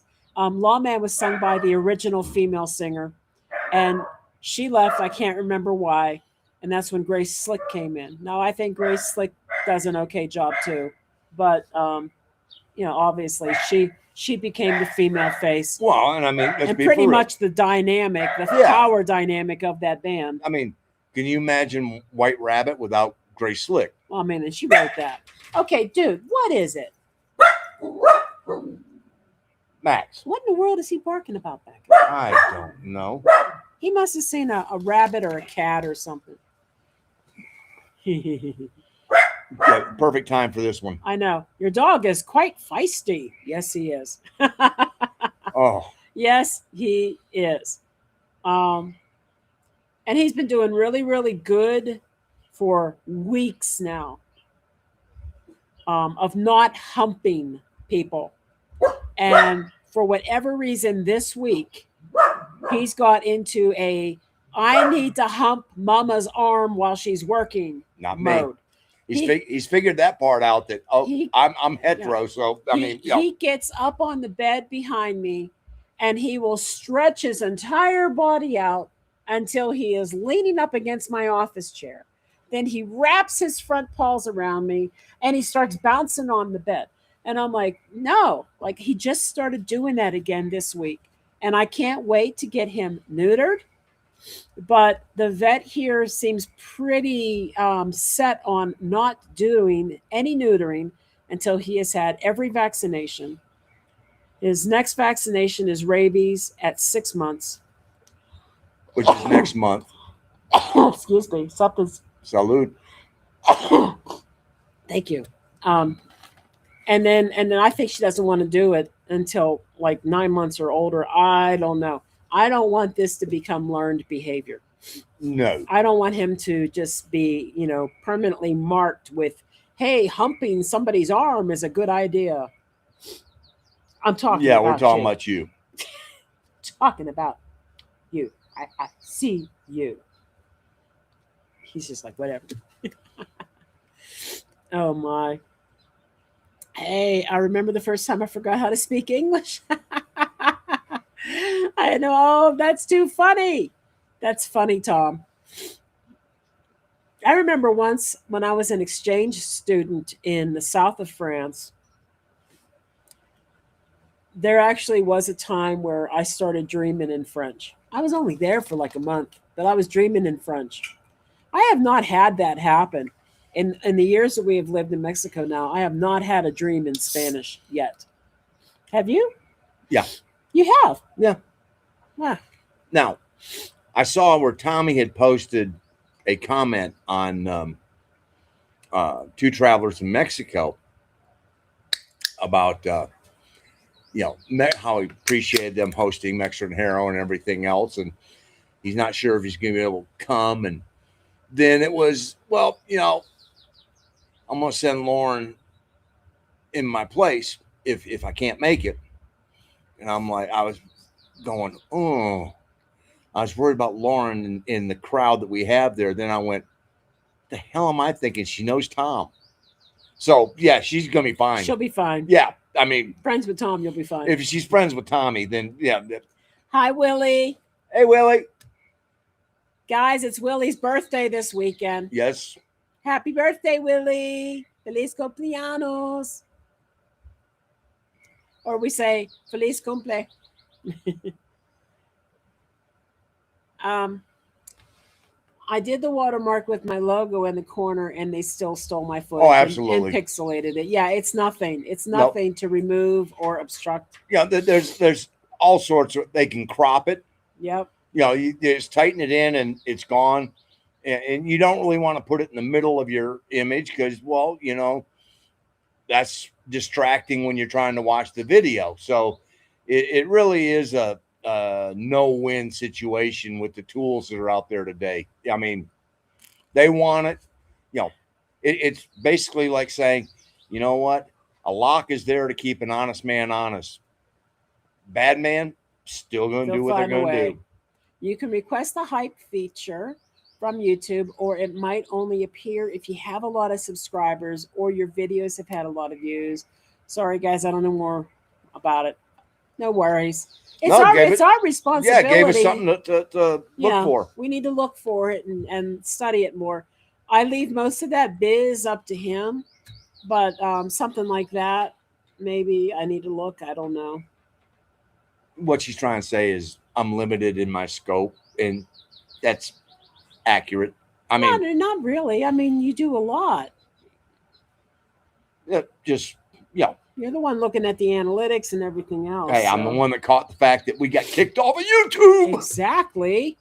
In a timely manner so that we could get it resolved before there was a backlog of people saying, hey, I think that the reason it got back up so quickly, despite the shock of it all, is because I appealed you jumped right on immediately. Yep. It was nighttime. A lot of people, maybe they were in bed, and then they wake up in the morning and go, what? But I immediately appealed it. And that had to have put us way high up in the appeal review process. If we had waited till the next day, who knows how many days it would have taken for them to get around to us. Hard to say, because we don't know how many channels got affected. And the crappy part about that is if you were down for days, you lose all momentum. Yeah. On everything. Yeah. Going dark for any extended period of time that's wow. That's like, all right, let me roll all the way down the bottom of the hill and start this up again. I mean, so, and unfortunately, we have built up enough of a subscriber base that, if we were to put out a video, the word would go out and then people go, oh, they're back. But the problem is new people. That's where it starts to just suddenly go, damn. I have to admit that I don't ever recall anyone sharing our videos in Facebook groups. And that did happen. That we know of. But that did happen with this last video, only because the timeliness of the subject matter and the fact that more and more people are starting to notice this issue with the bank cards. And they keep coming into these Facebook groups and saying, hey, does anybody know why the aduana's not letting my card go? I've been seeing it. And then we put the video out, and the next thing you know, people are like, go see this video. They just talked about this. So that's really cool. That's cool. I feel like we've arrived when other people start sharing our stuff on Facebook. Okay. I don't know. I don't like Facebook, but it's a necessary evil sometimes. Well, maybe. For some of us. Bare trees. I remember Stevie talking about whenever Lindsay came and said, hey, what do you think about joining this band? And Stevie went out and bought every album they had just to make sure that they'd be a good fit and that they could bring something to the band. Well, I mean, you have to think that, the Peter Green years started out without Christine. I mean, and so she was added later. And so the band didn't start out with Christine. And Christine made a huge difference in their sound. I mean, she brought a sultry voice that was butter. I mean, oh yeah, she's raspy. She's the goat, and I don't mean the greatest of all time. I mean, she's well, she wasn't as bad as Stevie on that. No, true. Yeah, Christine had a butter voice. I mean, sultry. You listen to Oh Daddy or Songbird, and you go, whoa, that woman had a voice. Yeah, she did. Songbird is very hard to sing anyway. It really is. It's hard to sing. And then she's playing piano at the same time. Yes. So. And had to do that on a stage all by herself because that's the only way she could do it. Okay, I saw your post about Mana. Did you see they'll be in CDMX in December? No, I did not see that. I don't know yet if that would be somebody who would be on our list of people to go see 3.5 hours away. It's a short list. It's a short list, and it would depend on whether there's other things we want to do in Mexico City at that time. We just did 3 trips to Mexico City since March, and I know that by the time December rolls around, we're probably going to be pretty whooped because number one, we got a U.S. trip in October. Mm-hmm.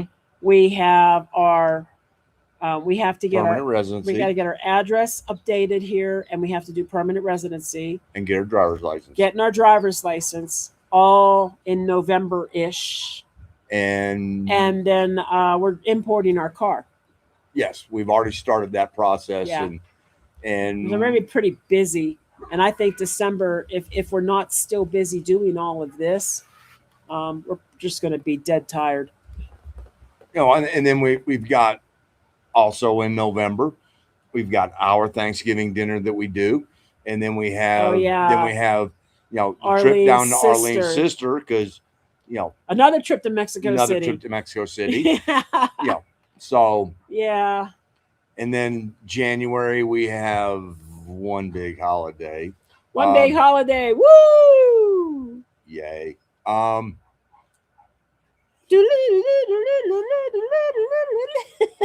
Thank God there's a swim up bar.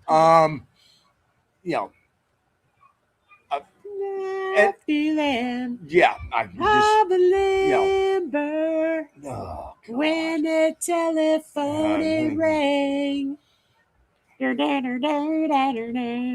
Was a man calling from and I gotta California. I gotta listen to 5 days of people going, aren't they the greatest band ever? Oh, you gotta hear them live. I do like One Big Holiday, and I do like my morning jacket. I do like the swim up bar.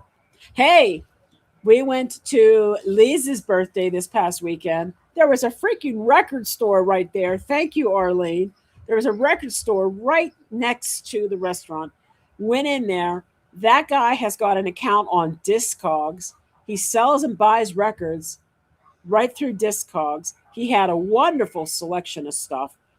I really would love to buy some things, but I won't because my stuff's in storage and I don't have anything to play it on. But he's also a My Morning Jacket fan, and he's also gone to One Big Holiday. He just doesn't know if he's going to go this year because it is kind of expensive. So just so you know, even in Mexico, we got fans, baby. It's an expensive trip just to go to a swim-up bar. For you.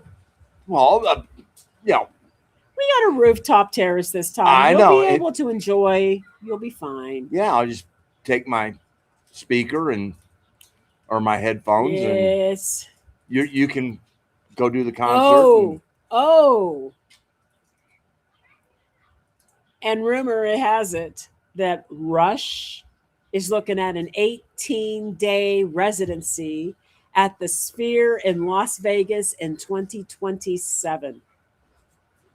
The sound in the Sphere will be primo. Doesn't matter. And the visuals that they do will be on that. Doesn't matter. Surround. Oh my God. No. He's done. No. He's done. I'm done. And we got enough stuff going on in 2020. We're going to have a wedding. We got 2 trips to the U.S. We got One Big Holiday. We got Mexico and Hero. I've been listening to 56 hits. Little Richard, Elvis, Fats, Chuck, Gene Vincent. Ooh, yeah. Johnny Cash, Platters, Cadillacs. Boy, you're really doing it. Lots of doo-wop and stuff in there. I love it, Willie. Carl Perkins. You know. Have you been listening to Del Vikings? I think the band is called the Cadets, and the song is called "Stranded in the Jungle."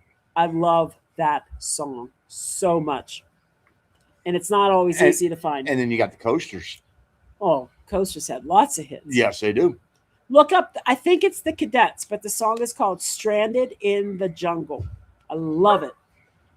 It's like 2 songs together, and they take turns doing each song. It's really cool. If y'all want to see Fleetwood Mac back in their heyday, check out Rumors of Fleetwood Mac. They are amazeballs. Mick Fleetwood endorses them and does the intro for their show.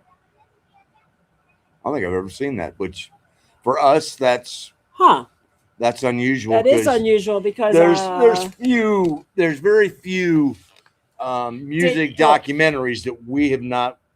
Did Coke Up Stevie approve this? No, that would have been that would have been right in the middle of Coked Up Stevie. Uh-huh. Oh, when her and Christine were wearing their little spoons on their necklace. So funny. Okay, Max, come on. Being fluent in Spanish and a fan of Mexican and Tejano culture, my wife and I enjoy going to cultural venues, especially music ones. In Guadalajara, I remember enjoying a danzón group at a small bar. Max, are you done, dude? Nobody's tuning in to hear you. No. You know what? And we like to go to a lot of the cultural events too. I even found something interesting that's happening this weekend, and I'm seriously thinking about going. If I could get someone, see, and your next question is, how about you? Yeah, if I could get someone to go with me this weekend in Querétaro, they're having like an artist and illustrator show. You're off by a weekend. Next weekend? Mm-hmm. Oh, that's right. Willie's birthday was this weekend. So it's next weekend. There's an artist and illustrator show, and I'm thinking about going. There'll be painters and artists from around the area. They don't know yet if they were going to charge a fee for it. So if they don't know yet, they probably aren't. I don't know. And then of course, I like to go see dances. When we were in Merida, oh my gosh, there was something every night. Every night they would do poke to puck. They would do dialogues with the conquistador at the as a casa. The main house. I can't remember his name now. But anyway, they had that. It was like a play with some dance. They had a vaqueria dance performance one night. They had digital mapping on the cathedral in Central one night. No, Merida every has night. A lot of very interesting, and then museums as well. They have the at another Jardín, they had the band that would play, and people would just come out and dance. Yep, in the World Museum of the Mayans, and I mean, there was a lot of good cultural things in Merida. Yeah, and then when we were in San Miguel de Allende, when their Easter celebration in San Miguel de Allende is amazing. Semana de Santa is amazing. Oh, amazing. And then on was it actual Easter Sunday is when they have the Diablos? They blow up the double. I think that's what it was. And then I can't remember exactly what month it was, but they've been doing this celebration of dance for like 400 years or something. That's Semana de Santa. No. Not the celebration of dance. It had nothing to do with Easter. Well, it was right there at the same time because we were only there for 3 months. So yeah. It was like a month or two before that. I just can't remember exactly which month it was in. But we happened upon that by accident. I read about something happening, and it was going on from sunrise to sunset, and I had to work. And so we couldn't get there until almost 4 in the afternoon. It was really impressive. Yes, it was. A lot of indigenous groups that came in dressed in costume. And all sorts of different, cultures, music. I mean, it ran the gamut. Well, and then every night at the Jardín, they have mariachi. Yep. Pay for play every night. Then there was one night they had where they were throwing eggs. I can't remember what that was about. The eggs. It was like some kind of celebration. It was for fun. We kept seeing these eggshells on the ground, and we're like, what's going on with the eggshells? I don't know. God, it's been 3 years plus now. I don't know. We do like cultural stuff, and I love learning about the history and the culture. And that was one of the things that, San Miguel gives you, because you're right there in the center. You got, I talked to Neil Cole, is right there, and then you have Dolores Hidalgo is literally only 30 minutes up the road, and you know, to be able to be in the cradle of Mexican independence. And then later in our journey, we were able to go to Puebla, and that was a different period of Mexican history. But oh my God, Revolucion. it's yeah, that was interesting too. Let me tell you guys a story, really briefly here. So we have traveled a little more than half of the states. We've been through half of the state. half of the states Oh, of Mexico. Okay. Yeah, we've been through a little more than half of the states. Yeah, we've been through almost 2/3 of them. And we've stayed in 20 some locations for an extended period of time. And each time we go to these places, we would learn about the area, learn about the people, customs, food, whatever we could learn. And we love that because we both like history so much. So, out of curiosity, I took like the equivalent of 6 different sample Mexican citizenship exams. And except for one of those 6, on 5 of them, I got 70% correct every single time. I was impressed. Now, in the United States, 70% is a passing score for citizenship in the US. In Mexico, you need 80%. But the point is, I have heard people say that citizenship exam is so hard that it's hard even for Mexican citizens. I've been here 4 years, almost, and I was getting a 70%. And why is that? I honestly, truly believe it was because we have traveled as much as we have, seen as much as we have, and has learned as much as we could while we were traveling. And they ask you things like that. Who was the president during the revolution? What are the 3 branches of government in Mexico? Well, guess what? It's the same 3 branches in the US, things like that. So I'm really proud of the fact that we have been here for a short amount of time, but we have seen as much as we've had, and we've learned as much as we have. And I'm proud of that. I'm going to brag a little bit. I'm happy. I don't think I'm going to take a citizenship exam. I just wanted to see. It was just a test for myself.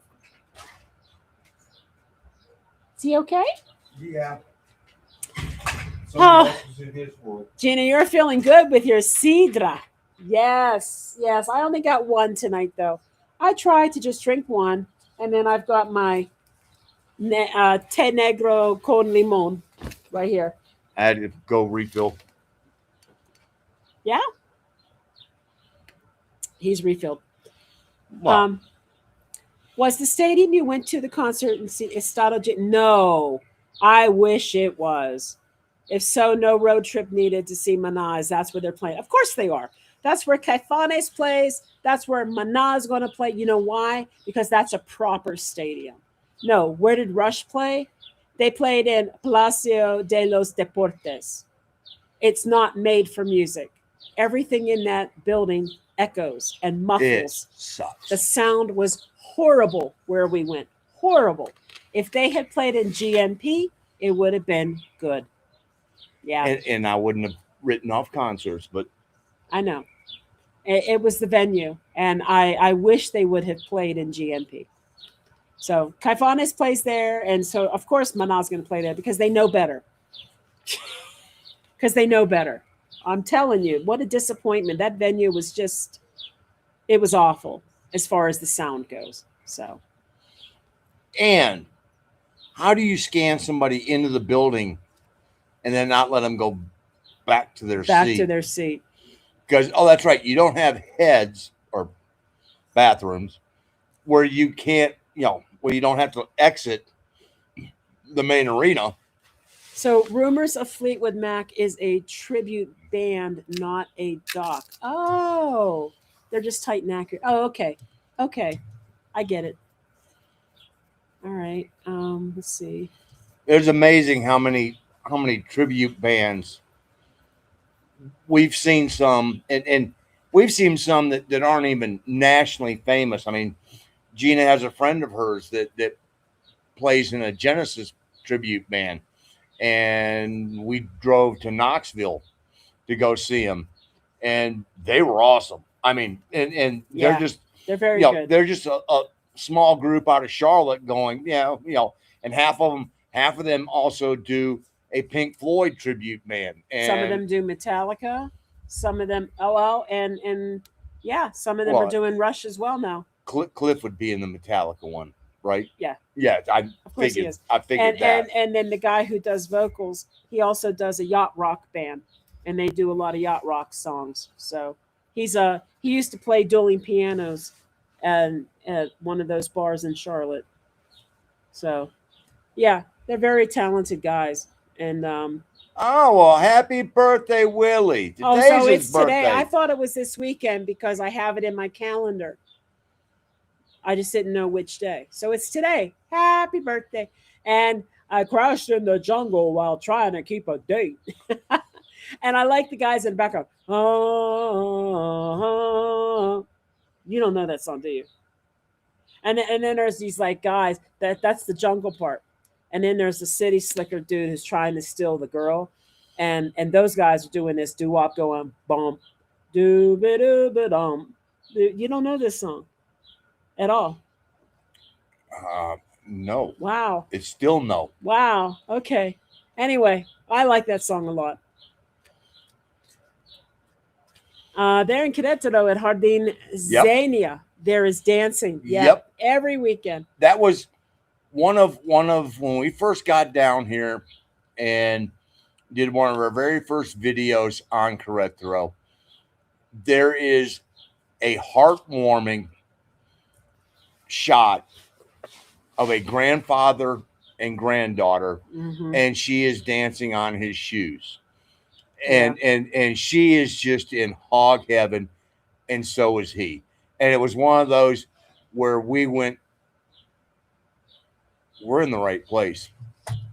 I mean, it was like, yep, this is where we need to be, because young couples were out there dancing, old couples were out there dancing, and then you saw that grandfather and his granddaughter, and that was one of the things that it's sort of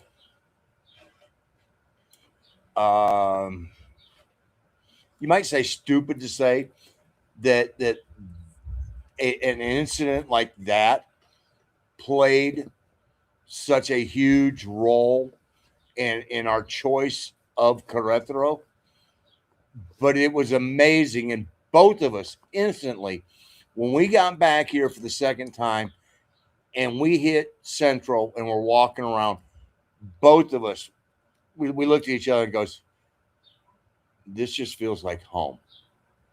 And that particular night, I think, played a huge role, because we had a lot of great experiences in a lot of other towns, but that one touched us. That one was one of the very first ones. It was. Yeah, I think it was the first night we were in Centro. I think what it showed us is what we've been missing and the cultural difference. What we were missing and lacking in the U.S. Mm-hmm. It showed us just how important it was for families to go out and spend time with each other, having fun with each other, and not just mom and dad. It was granddaughter and grandfather. Well, entire families, multi-generations, and they were having a good time with each other. And we've seen that in other places. I mean, we saw it, oh my God, how many times in Jardín de Tequisquiapan and in San Luis Potosí. But that was the first one. Yeah. And it touched us. And I mean, we spent a lot of time in Jardín de Tequisquiapan because, well, that's where the churros were. But we would sit on the bench and we would just notice multi-generational families, 3 generations, 4 generations, walking around, laughing, smiling, having fun. The kids are having fun with a 50 to 100 peso toy, and they are just, I mean, beside themselves because somebody bought them this little toy. Yeah. And I mean, I remember the two of us digging in a bush because they had one of the kids had one of the sling it up, and when it goes up, it charges the battery, and the lights go on, and it twirls up and down, and it came down the bush, and of course, well, the battery went out, so the light went out. That happened in Querétaro too. It got stuck in a tree. Yep. And it stuck in a tree, and nobody could reach it. And you had the 360. I took the 360 camera off of the stick, and I extended the stick and handed them the stick to help get it out of the tree. You know, that was like, yeah, I don't know. I wouldn't say that wasn't what influenced us coming back to Querétaro. It's just that was one of those moments where we realized that the culture in Mexico is so much more family focused than we have experienced in the U.S. for sure. No, absolutely. I mean, and we've seen it.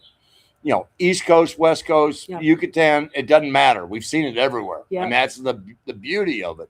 Okay, we got a suggestion here for a trip. Go to Hanticio. I hope I'm saying it right because I can hardly say it. Hanticio Island in Michoacan for Day of the Dead. On the nights of November 1st and 2nd, you will be amazed by the wonderful celebration. We got to see a lot of Day of the Dead in Oaxaca. It's going to have to go a long way to beat Oaxaca's because. Well, that's not. No, I'm just saying. I mean, Oaxaca was outstanding. Analpachan in Merida, which is the Mayan Day of the Dead, looked pretty amazing too. I think it's always amazing. Yeah. I mean, I think the biggest thing that that was one of the videos that got a copyright claim. There was a comparsa, and if you don't know what a comparsa is, it is basically the daily parades that happen. Oh, that's right. In the streets of Oaxaca. Every day there is somebody marching through a neighborhood from a different school or maybe a different church or whatnot, and they almost always include a brass ensemble to help with the music, and there'll be some dancers, and they always got these big round paper mache things that they spin. They're spinning. Well, I was following one of the comparsas to get some video footage. There was a copyright claim on the damn song that this band was playing in the street, in the wild. Like, you can't even have the melody of a song in your video anymore without somebody trying to claim the copyright on it. And I ended up getting the copyright claim released. I said, this was a public performance during a comparsa in Oaxaca City in the middle of the freaking night. You know, like there was no intentional copyright. I said, this is ambient music. Yeah. And they tried to copyright claim me sitting in a restaurant. I'm sitting in a restaurant talking about the food that is on my plate, and they claimed the music that was playing in the background that I can't even hear and tell you what it is. But they knew what it was because AI scanned it and said it was this song over here. Like they care. They released all they want is the money. And their whole game plan on this entire thing, sort of going back to that, is if we hit enough people, they know that X percentage is not even going to fight it. Yep. And so, you know, if we get a video that gets 10,000 views and we get the money off of it, okay, we just got done making $100 and some odd. What's he chewing on? He's eating a June bug. Okay. Yeah. Yeah. So if people don't fight it, they automatically get income. It's all a numbers game with them, and that's all they're looking for is they know that X number of times they're just going to go. People are going to throw their hands up and go, screw it, I'm not going to fight it. And if they make money off of it. Okay, so this is in reference to this. I'll get tomatoes thrown at me, but I'm not the biggest Selena fan. I'm not a huge Selena fan either, only because I don't know everything she's done. But there's been songs I've heard by Selena that I do like. I just don't really know a lot of her work. So I know she was huge enough, so tomatoes are coming. There you go. Tom's going to throw them. Jeff wants to know what you thought about Annika's drumming. We watched the videos just to see her play. Okay, so initially, my thought process was this. Annika is an artist in her own right. Mm-hmm. She has her own style, recording catalog, and she has her own style. And my belief is if the two surviving members of this band who worked with Neil Peart as long as they did work with Neil Peart, if they believed that she could fill Neil's throne, then that's all that matters. It's a big ass throne to fill, but she did a damn good job. These two guys felt that she could do it. They knew Neil's work better than anybody. Right. I mean, and if they had faith in her, that's all that mattered to me. And yes, I was perturbed and everything else because all I could hear was Annika and Getty. She was outstanding. Her style, I noticed, she does not play everything beat to beat like Neil. She honors it, but her playing style, if I had to categorize it, she beats harder. She's more John Bonham. She is very strong. She's more John Bonham. Powerful drummer. She attacks. Yeah. I mean, I put her in the same category as Kenny Soul. Mm. I mean, I know there's a lot of you out here going, but I remember. Because when they had the two drummers on the stage, he was beating the hell out of them. Kenny Soul is the original drummer for the band Nantucket, which I grew up with, and we became friends with the band, and we were backstage, and we got to know the wives and the girlfriends while the wives weren't there. I mean, we got all the stories that we didn't really want to know. But they did a reunion concert, and they brought Kenny Soul back, and oh my God, nobody, not even John Bonham attacked the drums the way Kenny Soul did. Kenny Soul and he had to be, he's got to be at least 5 years older. He's got to be Willie's age, and so he was. This was 10, 12, 15 years ago. So he'd have been in his late 50s, maybe mid 50s, and he was just attacking the drums. Okay. I'm glad. Willie, have a good night. Yep. I want to know what you think about the Odyssey. And for those who don't know, Christopher Nolan put out his version of the Odyssey. How many times has the Odyssey been made now? I just don't even know. But I remember the Amanda Sante version, and I liked it a lot.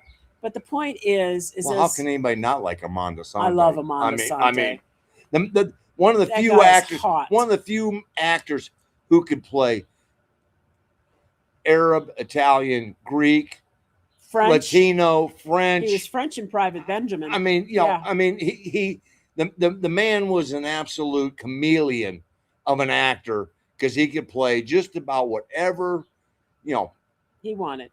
Yeah. But the movie, The Odyssey, there's a whole lot of stuff I see on Facebook and other social media of people either defending Christopher Nolan's choices in actors and actresses or picking on them.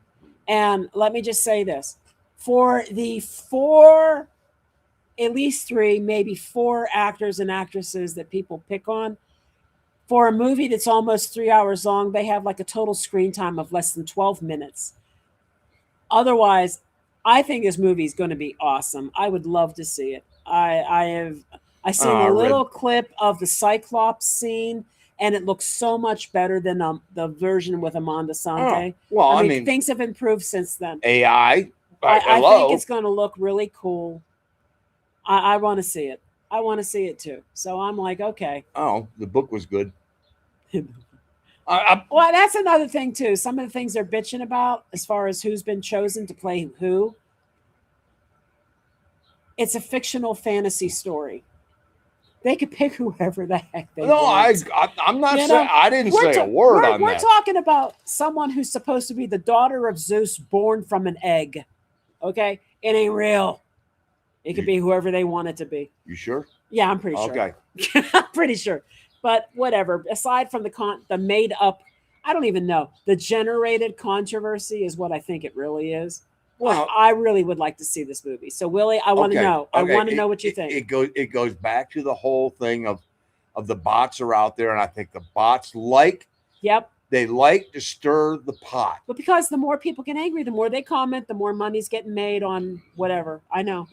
Yeah. I know. God, I hate social media so much. Yeah, I mean, we could have 50,000 subscribers if we wanted to just become a-holes and go right down and go, let's piss half the people off. Yeah, we can't do that. It'll never happen. Oh, The Count 5 with Psychotic Reaction, that song rocks. Yep. Yep. Oh, I hear sirens. Went to see an oldies concert in the Poconos. Some of the group members were replacements for those who are no longer alive. Still great singers, songs, and wonderful tribute to all those groups. Well, I mean, you think about it. All right, if you're going to go see the Temptations, they ain't alive. Well, hey, how about the Guess Who are on tour? And there's only two guys on that stage that were ever in the Guess Who. Well, yeah. I'm just saying. Yeah, I know, and there's only 3 of them who are alive. I mean, Burton, Randy, and Jim Peterson, or Pedersen. I can't remember how he pronounces his name. The drummer, but and what's weird is that it actually, I mean, Burton Cummings and Randy Bachman, they had a huge falling out when Randy Bachman left the band because he found religion and decided he wanted to do BTO, and he also wanted to play with his brothers. I mean, because BTO was, the three Bachman brothers and Fred Turner. So, Bachman Turner Overdrive. Well, yep, it worked out well, but they finally, Randy and Burton got fed up with a group of people who were running around pretending to be the Guess Who and using the name. Oh, there's a hummingbird up there. And they sued Jim Peterson because he was the one who was authorizing it, and they won back the naming rights, and they went, well, shit, now that we got the naming rights, maybe we should go out and tour. And so now they are. And, from what I've heard, Burton still sounds pretty good. He does sound good. I've listened to videos. And he sounds real good. It's hard to imagine because, we were having a conversation today about, singers who really don't, who didn't stretch their vocal range very much. A la people who sound good, who still sound good. Okay. George Thorogood. George Thorogood will be George Thorogood till the day he dies because, well, as Gina pointed out, he basically rapped through everything. I mean, it was all sort of the day I was born. No, gather around. And gaze to wide wonder. Right. So, I mean, that's easy. The joy they had found. Anyway, but, I mean, that was George being George. Paul Rodgers, one of the best singers in all of rock. But Paul Rodgers never stretched his range at all. People like Axl Rose and Freddie Mercury, had he lived, would never at this age be able to even come close to the range that they had when they were in their prime. Ann Wilson can't even hit her range anymore, and she held on to it for a really long time. I mean, last time you just can't. It's been your vocal cords can't do it forever. Probably 12 years since we've seen now. Art Recently, I've been seeing a lot of Barry Manilow videos, and he's very stiff. And there's times where he's got the mic way too far away from his mouth, and his mouth is barely moving. sometimes. I saw Barry Manilow in concert 10 to 15 years ago in Charlotte. And at that time, I watched vocals come out of his mouth that was not open. So I know he lip syncs, or at the very least, he uses backing track to help him hit notes he can't hit anymore. Well, Now, what has happened since then is he had lung cancer. He had an entire node of one of his lungs removed. that don't help your. He's not singing, I mean, or at least he's not singing all the time. So this video got posted. Somebody said something about him lip syncing. I commented that he was doing this 10 or 15 years ago. I watched him do it. Immediately, one of his diehard fans comes back and says, he doesn't lip sync. okay, you can believe and that I if you basically want to. said, you can believe that if you want to. I know what I saw. And I said, there's a lot of artists out there today who do. Don Henley. And I said, Don Henley, Don Henley. Frankie Valli. Oh God, You know, the man's 117 years old. I mean, when you get that old, you can't do it anymore. And if you're still hitting falsetto, no. I mean, You know, I mean, at least Barry Gibb had the common sense to go, yeah. I can't do that anymore. So No. why do I even want to put? Barry Manilow has a raspy talking voice now. He can barely get enough oxygen to even speak. And he's even publicly said that the surgery permanently affected his vocal cords. So I mean, I'll give Phil Collins credit on the last Genesis tour. He was singing. It wasn't good, but he was singing well. yeah, he wasn't lip syncing. No, that's what I'm saying. He wasn't. And he lowered keys to a lot of the songs. and it was obvious. I mean, Look, I had surgery on my thyroid, and my vocal cords were never the same again. Whoa. What? We just went ooh and focus. Oh, yeah, my vocal cords were never the same after that surgery. So I can't even sing the way I used to sing. And compared to some of these people, I'm a good 20 years younger than most of them, maybe more. I mean, another one of not stretching our range would be Billy Gibbons. Yeah, I mean, how. I mean, Billy does Billy, and he's done Billy since the 60s. Yeah. And I mean, Billy's not going to change. So when you don't stretch it, you can continue to perform the way you always have. And I know that Mark and Vicky, Steve Perry can't hit the notes he and used Mark to and hit. Vicky have said, or you made the comment that I would probably do it to go see Sammy, but Sammy doesn't have the range. He doesn't have the range anymore. Sammy Hagar. But Sammy's a lot of fun, and I think you would enjoy it. Sammy is a boatload of fun. I mean, I think you would enjoy his show. Well, I mean, anybody that sings about tequila, okay, well, yeah, but you shut it down because you're not doing any more concerts. I said that the only way I would see Sammy was if we decided we were going to go see Cabo Wabo on his birthday night, and there happened to be a concert that night with Sammy. I was there for the bar. By the time we got in on that, he'd be dead. Well, I'm just saying. So you basically have resigned to the fact you will never go to another concert. Yeah. Oh, I resigned myself to that when my ass walked out of Rush. Rush at the Sphere. That would be amazing. Oh, see, that'd be a double negative. Why?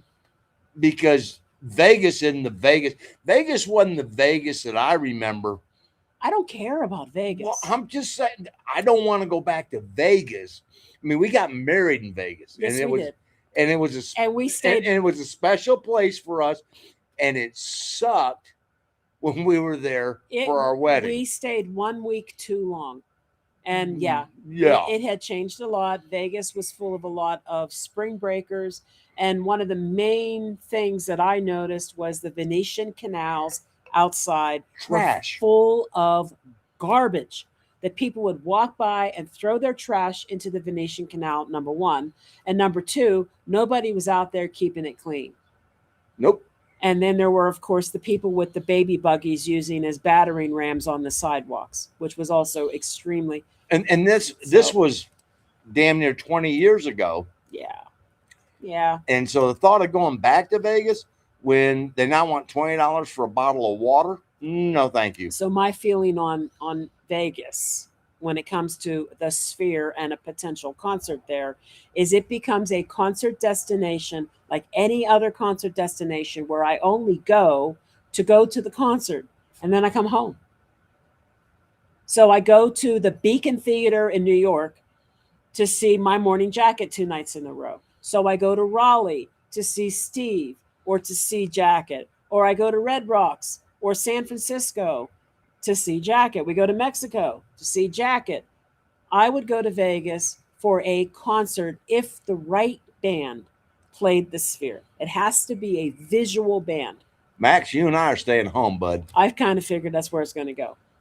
Because I'm done. Because the Sphere is a visual, experience, and it's got to be a visual band. Yeah, I mean, and I've been waiting for the right band. This is it. Well, I mean, the perfect band would have been Pink Floyd. It would have been good. Or yeah, 80s Genesis.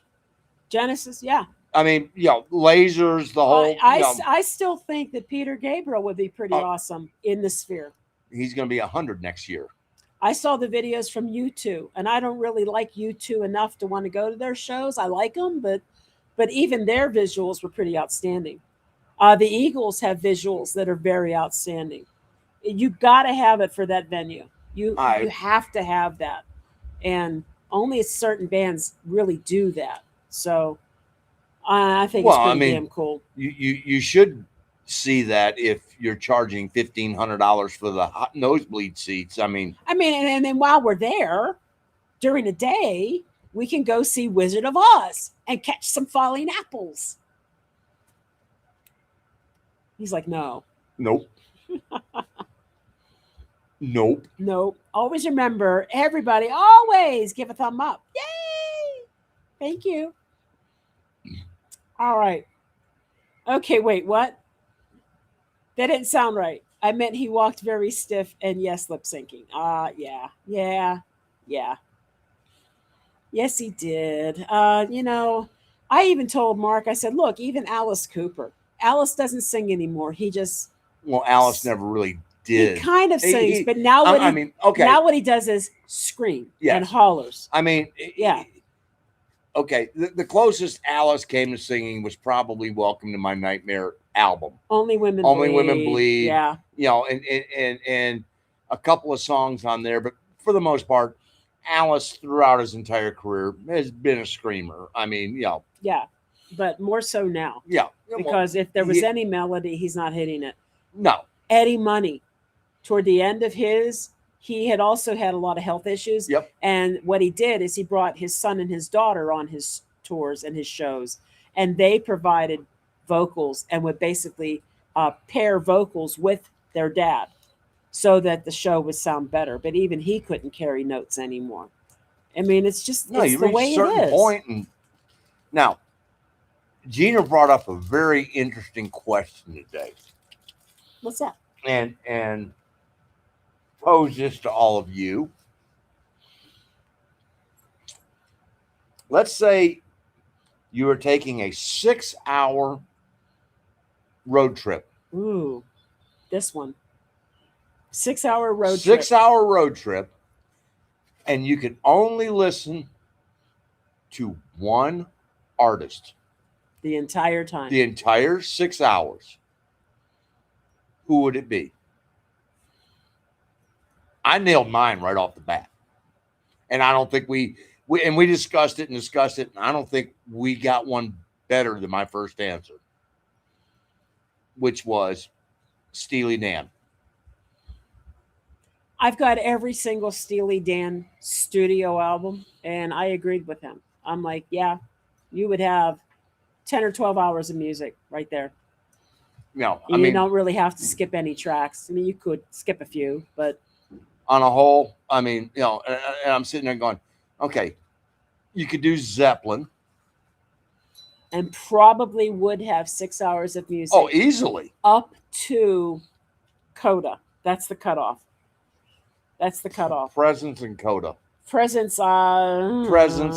I'm not big on Presence either. I know. But I think you could do everything up to physical graffiti and physical probably graffiti. hit that 6 hours. You know. In through the outdoor. You know, it's one of those where you start going. I could do 6 hours of the Who without a problem. Well, I mean, I could do 6 hours of Jimmy Buffett with no problem. I could do 6 hours.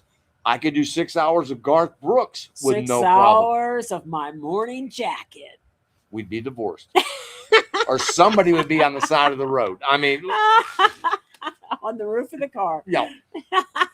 Yeah. Ain't no damn way. I can't take 60 seconds. Yeah,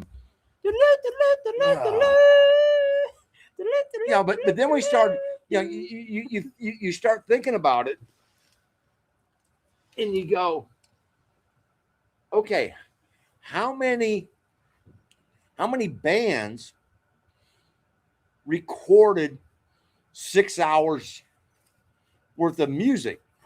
Now you guys that you want to listen to. You know, you guys know me well enough to know. Okay, you know, all right. Through Rock Night, yeah, I'm in, no problem. Jimmy Buffett, no problem. Guess Who? Never had 6 hours. Didn't even come close. I don't know if I could pull out 6 hours of Rolling Stones that I would want to listen to. No, both of us agreed. Beatles or the Stones. I could not pick 6 hours of Beatles out that I'd want to listen to. You know. Oh. The Doors, okay. Love all the Doors, but they ain't 6 hours there. Doobie Brothers, Fleetwood Mac, you know, Eagles, I don't think they're 6 hours.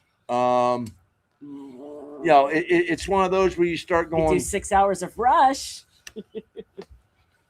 And I have no problem there because I be listening to it through our speakers, which means I get, you know, the good stuff.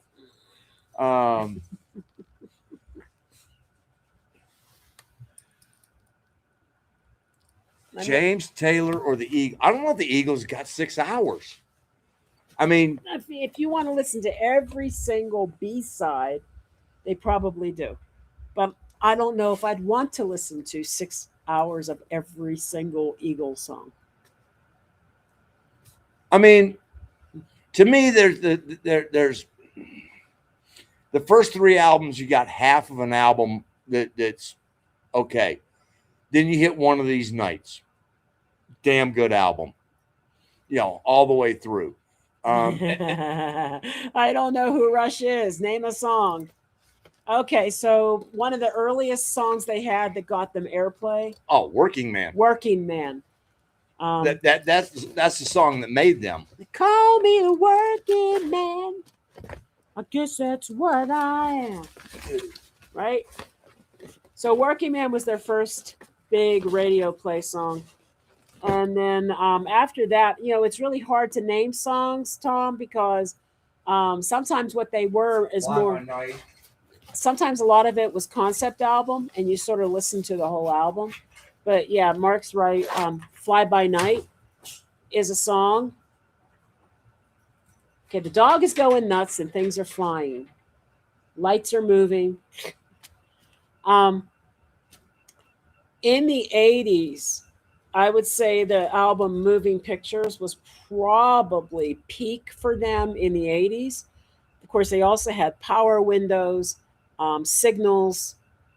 I can't remember what else right now, but Moving Pictures had a huge hit for them called Tom Sawyer. And it also had, I'm not even remembering them all. Limelight. Limelight was on that one. So you should just go hit yourself a YouTube playlist of Rush songs, and you'll see. But if you don't like prog rock, they had some very solid prog type albums that are conceptually based on a lot of things like sci-fi and fantasy and stuff like that. He is wound up. Zoomies are setting in. The zoomies are here. He almost tipped that light over, I see that. chasing you. I need to. Well, I guess we're all right. Yes to Steely Dan. There's our 6 hours. There you go. That I mean, and we both like Steely Dan, so we're due. Yeah. Well, I mean, she could do 6 hours of Genesis and not bat an eye. I mean, And the Who. and the Who. And Zeppelin. And Zeppelin. You know. Yeah, I could. That's 18 hours now. Saying the band as in Rome, and Jeannie immediately knew the song I Promise. Yes! Yes. I promise I was thinking about the right words to say. I know that song. Well, Don't ask me anything 80s. I'm pretty good. I'm a Gen Xer, so that goes without saying. Sherry and I say either James Taylor or the Eagles. I don't think that I could do 6 hours of James Taylor. I like a few songs. Ooh. And he's from North Carolina, but no. Yeah. No. Solid 6 hours. You can only have one or the other, though. You can't have both. So yeah. Yeah, that's one of those where love me some Sweet Baby James on the good ones, but I like Traffic Jam. Damn, that traffic jam. How I hate to be late. Yeah, I mean. Wizard of Oz is good as a sphere, but not great. But the sound acoustics are phenomenal. Phenomenal. You see that? There you go. That's the Rush concert you deserve. Right there. The sphere. The acoustics are phenomenal. Will hear Alex's guitar. The Rush concert I deserved was the one that I saw him on with Neil. I mean, and oh, I know. We saw a couple of those, and yeah. Thank you. I mean, I know. I'd rather remember them in their prime than definitely past it. 4 hours of Javier Solis, Little Joe y Familia, Smokey Robinson. But it's only one artist. You can only have one artist, so you need 6 hours of that artist. One artist. One artist. Yep. That's the trick. Definitely Steely Dan have done it on many road trips. Doobies as well. I mean, yeah, the Doobies are another one. I mean, you start thinking about it, and you start going, you know, what were once vices are now habit. You know, I mean, and to me, The Captain and Me is their opus from beginning to end. That is one that you never even think about hitting skip. I got the tablature for Clear as the Driven Snow. I knew you would. I'm going to learn that song. I will learn that song. That is, yes. I'm excited. But, another interesting one could be the Moody Blues. Elton John. I think there could be 6 hours of Elton John. Oh, there definitely is 6 hours of Elton John. No, but I mean 6 hours that I would want to hear. There's a lot of Elton John I don't want to hear. Well, I get that. Just saying. But I think there's 6 hours that I would like, for sure. Stevie Wonder. Yeah. Absolutely. Another one. Yep. I met James Taylor in person and talked about skiing instead of music because we're both skiers. I think he appreciated it. I think they do too. Yes. And they like it when it's just normal conversation. For sure. Well, I think T-Voz appreciated that because I had no freaking clue who the hell she was. And when I ran into the lead singer of My Morning Jacket at 3 a.m. in Manhattan while my sister from another mister was obsessively trying to get photos taken with him, I'm just standing there talking to him about the fact that he's waiting on his Uber. He was just asking me, do you know what this type of vehicle is? Is that an SUV? I mean, we were just chilling, talking about the Uber, man. It's just Uber. None of that fanboy stuff. My dad did the same thing, sat next to Michael Jordan. All I talked about was golf. Okay. All right. For anyone that cannot stand ads, sign up for YouTube Premium. It takes everything out except what is said during the video. Okay. I'm still going to look into it. In fact, I wonder if there's like a permanent setting or a template. I don't know. And it may have something to do with the fact that No. when I schedule the video, I schedule it through Restream, and then Restream connects it to YouTube. So maybe there's a default, and maybe I need to turn that default off or something. I don't know, but YouTube Premium does pay us more. I'm just how do you know this? Because I go to the statistics and I see what we get paid by, and we get a bigger chunk from YouTube Premium. I don't even know how to look at this stuff. I'm too busy. Well, that's my job. I know. Michael Jackson, Bruno Mars. Old school meets Michael Jackson.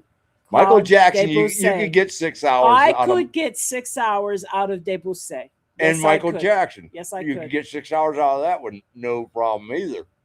If you go back to the Jackson 5. I'm not going back to the Jackson 5. Ooh, without so Jackson 5. So now without the Jackson 5, I don't think there's a solid 6 there. But, and now that's got me thinking about somebody else. But, you know, I don't know. We could be here all day talking about 6 hour playlist. Hopefully watching still generates benefits for Gringos. Oh. Yeah, thank you. We do appreciate it. The biggest thing is to the tune of about $150 a month. No, it's not even about what we earn. What we get from you guys is so much more. You know, that is one of the things. People go, how can you do 4 hours? And I'm going, well, shit, we get here together and we all sit around the couch, and that's exactly what this is like. I mean, you know, we sit here and we talk to you guys, and it's nothing more than a conversation. And these are the types of things that we talk about. So, yeah, speaking of which, Mercado Libre was supposed to deliver something today, but it's after 7. They ain't getting in. Nobody's allowed to come in here with deliveries after 7 except food. So I'm just wondering right now. They ain't gonna be here. No, I'm taking a look. Yeah. I'm just gonna take. I know. I just want to see if they updated it. Now, crooner wise, I could do 6 hours of Dean Martin, and not bad night. Yeah, I like Dean Martin, but I don't think I could do 6 hours. Well, out of all the crooners, that'd be my choice. You know, because Dino was butter. He was on a roll. Dino was butter. Dino Martino. That man could sing anything. Yes, he could. I like him better than Frank Sinatra. I can listen to the Doors all night. Yeah, but it's not the, you know, you put all their albums together and you have less than. Is there 2 hours? Really? They only had 4 albums, and each one of them was maybe 30. Oh. Okay, let's give them 45 minutes. Well, that's still well short. On a loop? Well, on the Gata de Vida, yeah, they had one hit. I mean, if you play the same song over. Well, how the hell would you know? 'Cause it's sort of. Oh my God. I think I'd get tired of that after 6 hours. How did Sinatra do it so long? Dean Martin couldn't make it that long. You know, and the interesting thing is, you know, a lot of people like to go, well, Dean drank, but Dean really didn't drink. He pretended to drink. You know, and it was his persona. And Dean was the one that would have great parties and then call the cops on his own party. To get everybody to leave. Get everybody to leave, and he'd blame it on his damn neighbors. You know, oh, everybody's got to leave. My neighbors called the cops. I think that's hilarious. Apparently, he was not an alcoholic. He was actually stone sober most of the time, and that was his persona on stage. And he was not like a late night party kind of guy. When he was tired and ready for bed, call the cops. Party's over. I'll call the cops on my own party. I think that's hilarious. How did Frank Sinatra do it so long? I think that Frank, okay, I don't know this, but see, Frank Sinatra liked to play the role as if he was in with mob. And the one who He really was wasn't. Dean was. Dean Martin was a boxer working for the mob in before Pittsburgh, yeah. because he's from Steubenville, So, Ohio. Dean was, Frankie wasn't, but he liked that it looked like he Yeah, was.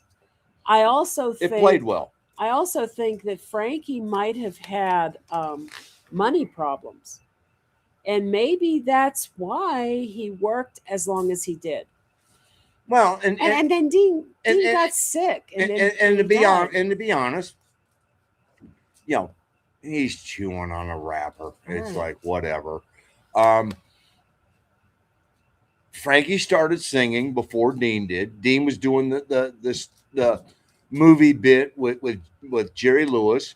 I think Frankie had an acting career earlier. He too. did, he did. So he but had that heartthrob teen idol yep, thing and going he was on. doing it during the swing era and all of that. And Dean didn't really start recording so much until the early 50s, whereas Dean or Frank had already had 10 years under his belt of recording. And so one of those were okay. Dean had maybe 20 good years, and Frank had 40s, 50s, 60s, 70s. He had 40 good years. So he had twice the longevity just because of the arc of their careers. um 6-hour road trip. Love Steely Dan pick. Off the top of my head, I blurted out Santana. I think so. Yes, Santana would be a solid 6. Santana's got enough out Oh there. God, yeah. That would be a solid 6. Very good choice. Very good choice. But I look at it and I go, there might be 20 songs by Santana that I go, damn good song. 20. And a lot of these bands we're talking about, like Steely Dan. Yeah. Steely Dan, I mean, okay, let's see. How many songs are on Asia? Because, well, that's 14 right there that, boom. And that's one album. And then then Gaucho. I'm thinking of at least 3 early Santana albums that would easily fill up. Abraxas. Abraxas is a the self-title Abraxas, and then Santana 3, and then that's not even when he has that big revival comeback thing happening in the 90s. And well, no, I was gonna go then into the 80s with Winning. Yeah. Yeah, I mean, hey, that damn good song. One of my favorite. Yeah. Santana songs is Winning, and then all of a sudden, he did Rob Thomas and Michelle Branch. I mean, it was like, hello. Yeah. No, he's got a good 6 hours. Yeah, I would agree with that one. Fleetwood Mac, but get to include Lindsay's, Christie's, and Stevie's solo work because I make the rules. Well, I mean, okay. So if you were to go back to Bob Welch years, there are some really good tracks going that far back, and of course there are some good tracks going back to Peter Green years. A few. Albatross is good. Is good. There's more good tracks with Peter Green than there were with Bob Welch. I guess so. But the point is once you get into the Stevie Lindsay era of Fleetwood Mac, there's not enough. I sort of feel like Tusk is 50% filler. Tusk was and 50% good. Tusk was one great album instead of 2. And it shouldn't have been 2. It should have been one great album. I mean, Rumors, and then start to end, boom. They were gone White Album, for a while. State, and they were gone Tango in the Night. They were gone for a while. Then they come back with Tango and Night. Excellent. Mm-hmm. Then Lindsay leaves, and the next album they come out with without Lindsay, it's a throwaway for Yeah. me. I don't like it. And then they got back together for the dance, but that's a live album. And then they did Say You Will, and that's kind of Bleed the Love Hers on that album. That was supposed to be a Lindsay solo song, but it's another one of those albums. It's got like 50% filler, so it's really hard with the Buckingham Nicks era to come up with a solid 6. But if you start pulling in some Bob Welch, some Peter Green, I think you could get 6 out of it. And let's don't forget Pink Floyd. Yeah, I mean, between, all right, I have a hard time with the Syd Barrett stuff. I don't care for the Syd Barrett era either. But after that, I mean, I'm sorry, Animals, Oh yeah, you got Echoes, Animals, Echoes, Dark Side of the Moon, Wish You Were Here, The Wall. I mean, and then the one that had the Bell, something Bell, Learning to Fly. What is the name of the album? Something Bell. I can't think of it right now. But I mean, you could put 6 hours of them together, real easy. Yeah, I think so too.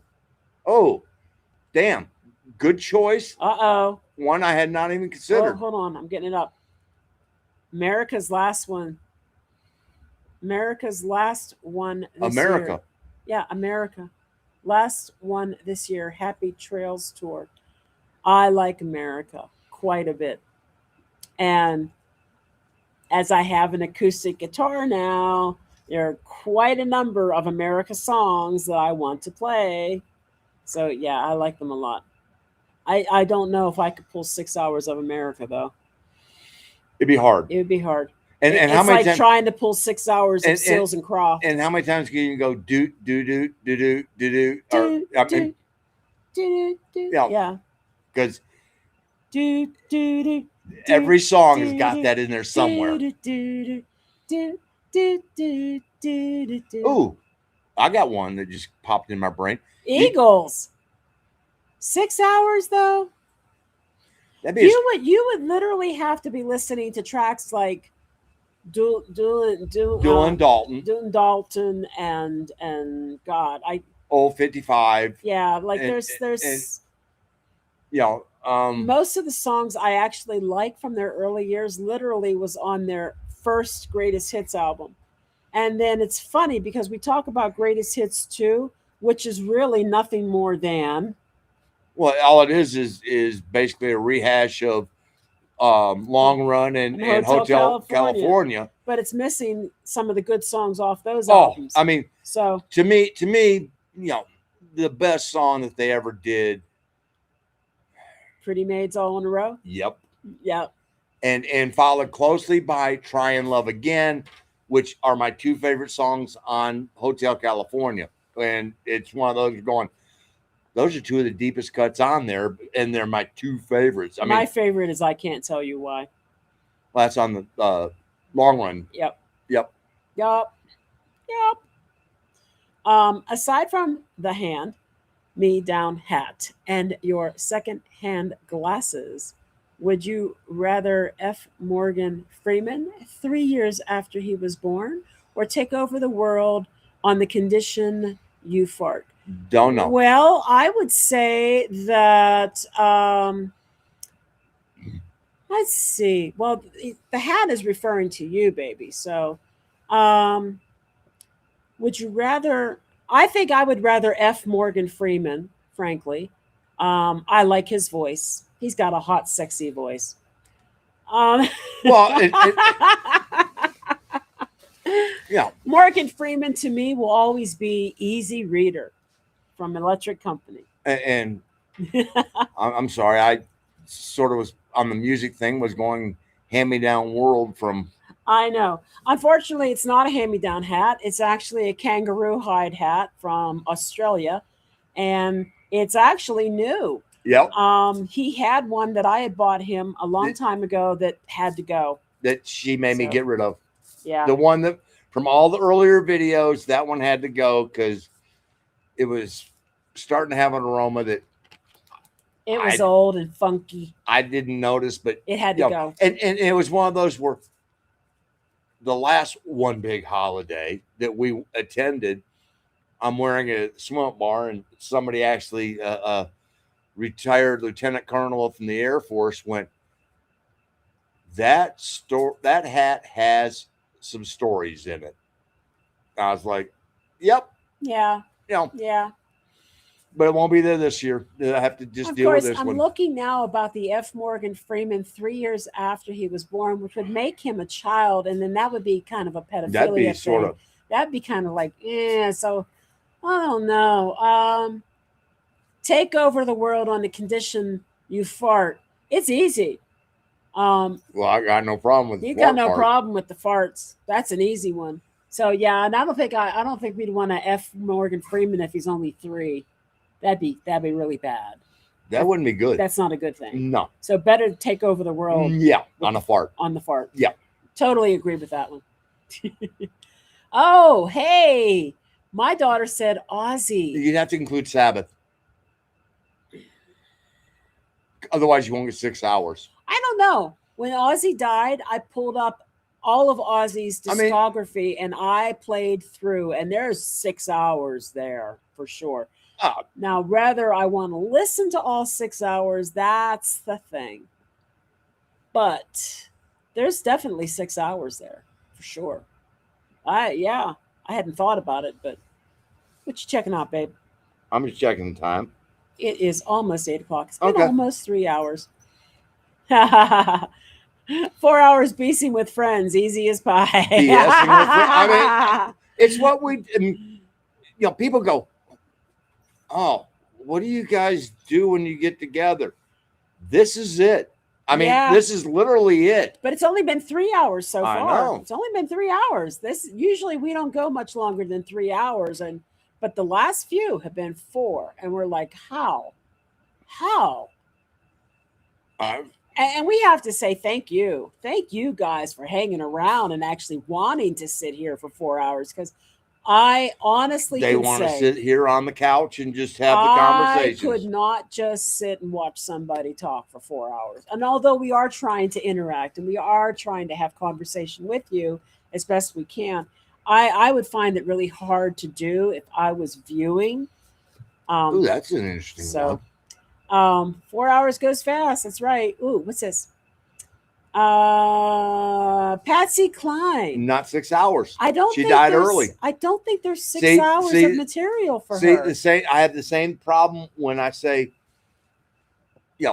I can listen to Jim Croce, but the man died way too damn early. He doesn't have 6 hours. And when she was going through music to play on her guitar, I'm going, Jim Croce, and she was just like, ooh, oh my God. Ooh, I mean, yes. Yes. Operator, Have to Say I Love You in a Song, all these great tunes. And because he and Marty only played acoustic, it's some great acoustical stuff. Yeah. And you know what? And I did look up Bob Seger.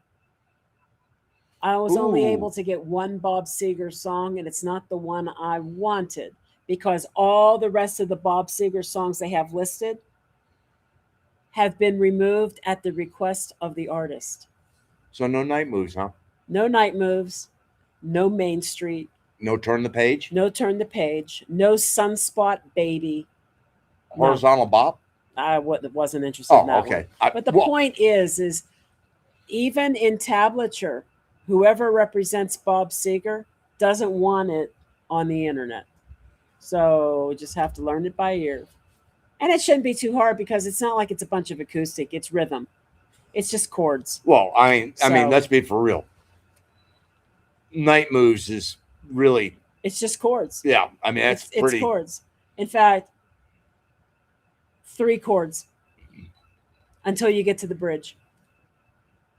And even then, it might be the same chords. I'd have to listen. Recently did a road trip with nothing but Beatles and Paul McCartney. I couldn't believe the variety. Yeah. I can believe Paul McCartney. and to a certain extent, the Beatles. But if you take each one individually, I don't know if I could do 6 hours of either. I mean, I like the Beatles and I like Paul McCartney, but like Mark said, I don't know if I would like 6 hours worth of the Beatles. There's a lot of Beatles songs I like, and I used to, oh God, people used to go, oh, how can you say this? I don't think the Beatles were the end all of and be all and end all of everything. I'm sorry. I don't. I just don't. Were they good? Yes. Were they influential? Yes. But in the way I feel about the Beatles is that they were prolific songwriters. Oh, They wrote a lot. And all the songs that we know that we say, oh my God, it's the Beatles. Yeah, they're good. And they wrote just as many that aren't good. So they were like, they were prolific, but they wrote bad stuff too. And no, but let's be for real. As a songwriter, would you take a 50% hit rate? Yeah. Yes, you would. And that's the thing about Lennon and McCartney and Harrison. They all wrote some of the songs that I love by them. I love by them. I mean, let's be for real. But there's a lot of songs on some of those albums. One of your favorite songs for playing on the guitar, Blackbird. Beautiful song. I mean, that's a McCartney song. Gorgeous, beautiful song. Yeah. And I seriously love that song so much. So, yeah, I mean, sure. They every songwriter in Nashville, LA, New York would take their percentage rate of hits and go, whoa. I know. Yeah. And I feel the same way about the Rolling Stones too. Prolific writers, huge catalog, gazillion freaking albums. But I think that their hit making percentage rate is probably at 50%. Which, gee. Yeah. Name me a band that wouldn't take that. And then I can listen to Steely Dan and pretty much not skip anything. Okay. I can listen to the first 5 Led Zeppelin albums and not skip a song. Okay. And we're talking about that big of a percentage of the music industry. Yeah, I know. And go, how many bands would kill to have one? And the Bee Gees. I think the Bee Gees might have it. They could have 6 hours. I think if you go back to the 60s in Massachusetts, yes. and yes. I told a joke and all of that, and then you get into the disco era, because I'm sorry, Main Course, great album. I mean, that is probably not probably. It's just your job. It's my favorite Bee Gees album. Nights on Broadway. Oh God, I can't listen to that song. I can't listen. Saturday Night Live ruined that song for me. Nights on Broadway? Yes. Why? Yes. It's not even in the movie. Saturday Night Live did a skit. Oh, okay. They did a skit. Saturday Night Live. I think you're talking about Saturday Night Fever. Jimmy Fallon and Justin Timberlake dress up like Barry and Robin. And it's the Barry Gibb talk show of some kind, and they use that melody. It's the Barry Gibb talk show. It's like, oh God, it's so funny. I can't listen to that song without hearing that. No, that's a great album. Fanny Be Tender. Mm-hmm. How about this? Edge of the Universe. 6 hours of Journey. Yes. I think you could do 6 hours of Journey if you go all the way back to Greg Rowley. Greg Rowley, and even early, before Steve Perry at all. So Greg Rowley. Yeah. And then you pull in the middle years where you had Greg Rowley and Steve Perry. And then after Greg Rowley was gone, I would even include the Raised on the Radio album, which was just 3 guys. It was just Steve and Neil, and I'm trying to remember. I think that was Jonathan Cain by then. It was just those three guys at that time because the drummer and the bassist were gone. Yep. So Raised on the Radio, but I think you could get 6 hours out of that. Yeah. If you want to go ahead and include, I mean, because the people after Steve Perry too, sure. Yeah, I mean, let's be for real. We don't agree on a lot of music, but yet we do agree on a lot of music. It's really weird. I mean, it's one we don't agree on. But there's a lot of music we do agree on, but it's interesting. For us, the best years of Journey were Greg Rowley and Steve Perry. I like them together, and singing off of each other. Oh yeah, I mean,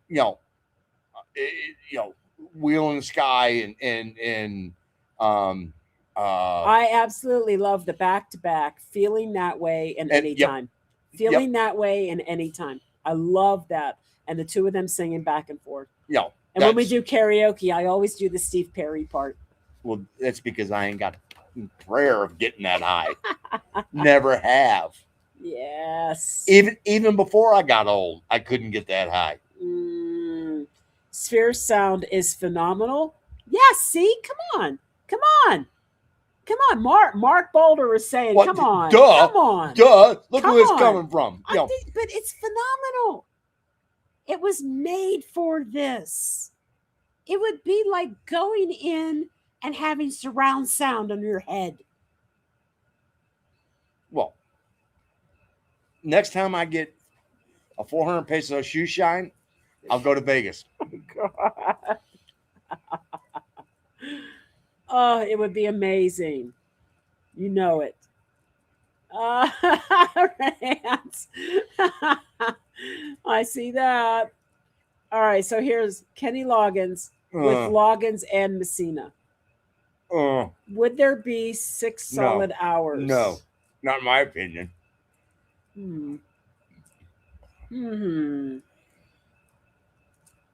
How about the Starland Vocal Band? There ain't even one song. I'm messing. I know you are. Know. That'd be like you going. We could do ABBA. I don't think there's 6 good hours of ABBA. I don't. No shit. But I like them. Hey there. Do you use ionized silver drops in tap water to rinse fruit and vegetables? Yes. Before eating? Well, no, we don't. He's wrong. Before eating them or using bottled water to do it. So it is true that you should clean your We don't use silver drops. No. You should clean your fruit and vegetables, of course. Sometimes, if you're lucky, you can get things at the Mercado or at the store that's been packaged already, and it'll say that it's already been washed on the bag. But what we use... Listo para comer. What we use is basically iodine. Yeah. It comes in a bottle, and you just mix some of the iodine in with some water and let them sit in it for 10, 15 minutes and clean them off that way. I've also heard that people will use vinegar in their water, but from a medical standpoint, vinegar doesn't kill bacteria, at least not all bacteria. And vinegar is not going to be effective on Listeria or like different bacteria that cause gastrointestinal issues. So the iodine would. And there is the company that makes, I think it's Microdine, the company that makes the iodine, they make another product that's also used for washing your produce without iodine. And it's clear, but I can't really tell you what the active ingredient is. It's not silver, though. I thought maybe it was like chlorhexidine or something, but I don't think it's that either. But it's clear. The iodine, you can tell it's iodine because it's got that dark orange. And when you put it in the water, and then it's like a lightish orange brown. It works really well. It's very effective. And it's not very expensive. So we do use regular tap water, and we use that. And that's it. If you feel like you might be in an area where people are not using tap water, you can definitely use bottled water. But in all the places we've been, the water really hasn't been something we've been concerned about. We've been able to brush our teeth with it, bathe in it everywhere we've been, and it hasn't been an issue. Of course, one might say maybe it's not an issue until many, many years of exposure, and then you find out it was an issue when it's too late. I don't know. I think that um, when I was younger and I was going out to visit relatives who lived out in the country and they would go get natural stream water, that's just as dangerous. There it is. It is microdine. I don't know if you can see that. Maybe.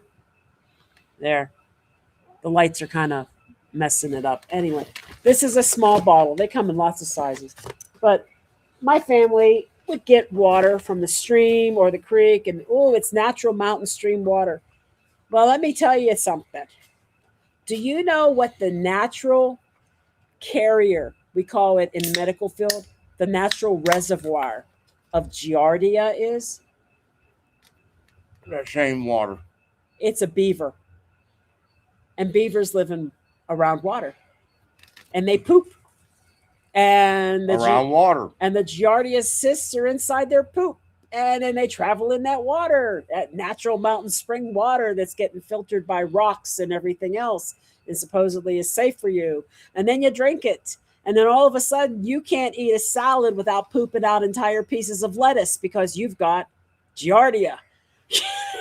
So, I started to get gross and TMI like that. But I think as long as you use something like that with the iodine in it, it's very helpful in killing most of the things that might give you gastrointestinal discomforts.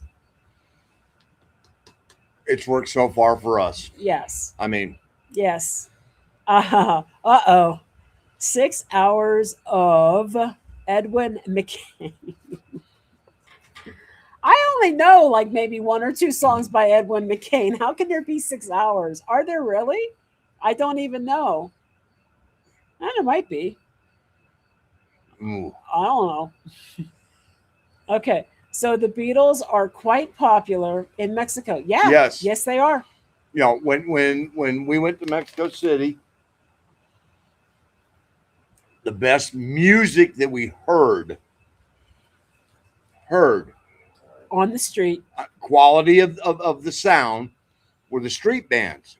And we would had a nice little terrace out there. We could sit out there and have a few beverages, and this band was out there just rocking. And I mean, they were playing the Beatles, the Doors, Redbone. That shocked me. I mean, they were playing Redbone. I was impressed. And so then when we finally started walking the streets, we noticed there was a lot more than just this one band, and they were pretty good. But yes, there was a lot of Beatles going on, and we were really impressed that one of them actually pulled out YYZ. Yeah, I mean, or as a lot of people want to call it, YYZ. But they saw the Rush T-shirts on us and instantly busted out into YYZ. It was like, okay, it was impressive. It really was. And it is Wednesday. I know. Can you? It's Hump Day. Hump Day. Yes. Mark. What day is it? Hump Day. What's happening? What's happening with you? ¿Qué pasa? ¿Qué pedo? See, yes, the skit on SNL was hilarious. What was it called? It's the Barry Gibb something show. Oh my God, it was so funny, and nobody was allowed to disagree with Barry Gibb. And what the whole gist of the show is that Barry Gibb has got a terrible temper, and he would have you on his show as a guest, and if you disagreed with him, he would get all up in your face. I'd already quit watching SNL by then. So funny. Barry Gibb with a temper. Oh my God. So funny. Now, America, baby, chewing on a piece of grass, walking down the road. Yes. The You know one what song it is, right? Yeah. Ventura Highway. Yeah. Okay. Yeah. The next one I hadn't considered, but I'd have to sit there and go, how long you gonna stay here, Joe? This town doesn't look good in snow. Woman Tonight. Short tune, but super tune. Yep. Yep. Oh, Art Garfunkel. Song that represents all of us. Breakaway. All the backup singers are famous and great. Tony Tennille, Graham Nash. Yep. Electric Company. I'm Got my daughter the entire DVD. Easy Reader. That's my name. Uh-huh. Huh. now Huh. we followed this up with all of a sudden it was like, okay, what albums have you owned on 8-track, vinyl, cassette, and CD? Bonus points if you also owned it on reel to reel. I have never owned I've never owned commercial reel to reel No. album. My dad had a reel to reel recorder player and will record like the Dr. Demento show off the radio, but we never purchased reel to reel music. Commercial Reel to reel music. You think about 8-track, 8-track, cassette, vinyl, and CD. Those 4. And you go, I guarantee you it's a short list. It is a short list. And everybody think about that for a minute. Yesterday, I thought it was Wednesday, and I was here bright and early waiting for the live. Hey. I'm so sorry, Sheila. Don't worry. We do it too. We do it too. So I told Mark that list for me, for example, one of those would be Black Oak, Arkansas, Ain't Life Grand. Well, I can't take credit for owning it on 8-track, but my dad had it on 8-track, and I listened to it. I can give you some real quick. I mean, yeah. 72 to 75 Eagles greatest hits. Easy. Oh yeah. Easy. All formats. Yep. Another easy one. Dark Side of the Moon. All formats. All formats. Another easy one. You Had to Be There. Jimmy Buffett Live. Jefferson Airplane. Bark. I had that one. All 4 formats. And that's a weird one. Not everybody knows the Bark album, but it's got another acoustic song that I need to learn on it. So, both of the early Buckingham Nicks Fleetwood Mac albums, so the White Album and Rumors, had them on all 4. Yeah. Asia.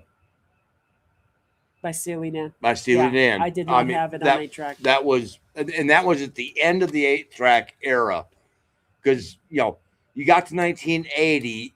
Good luck finding anything on an 8-track anymore. Mm-hmm.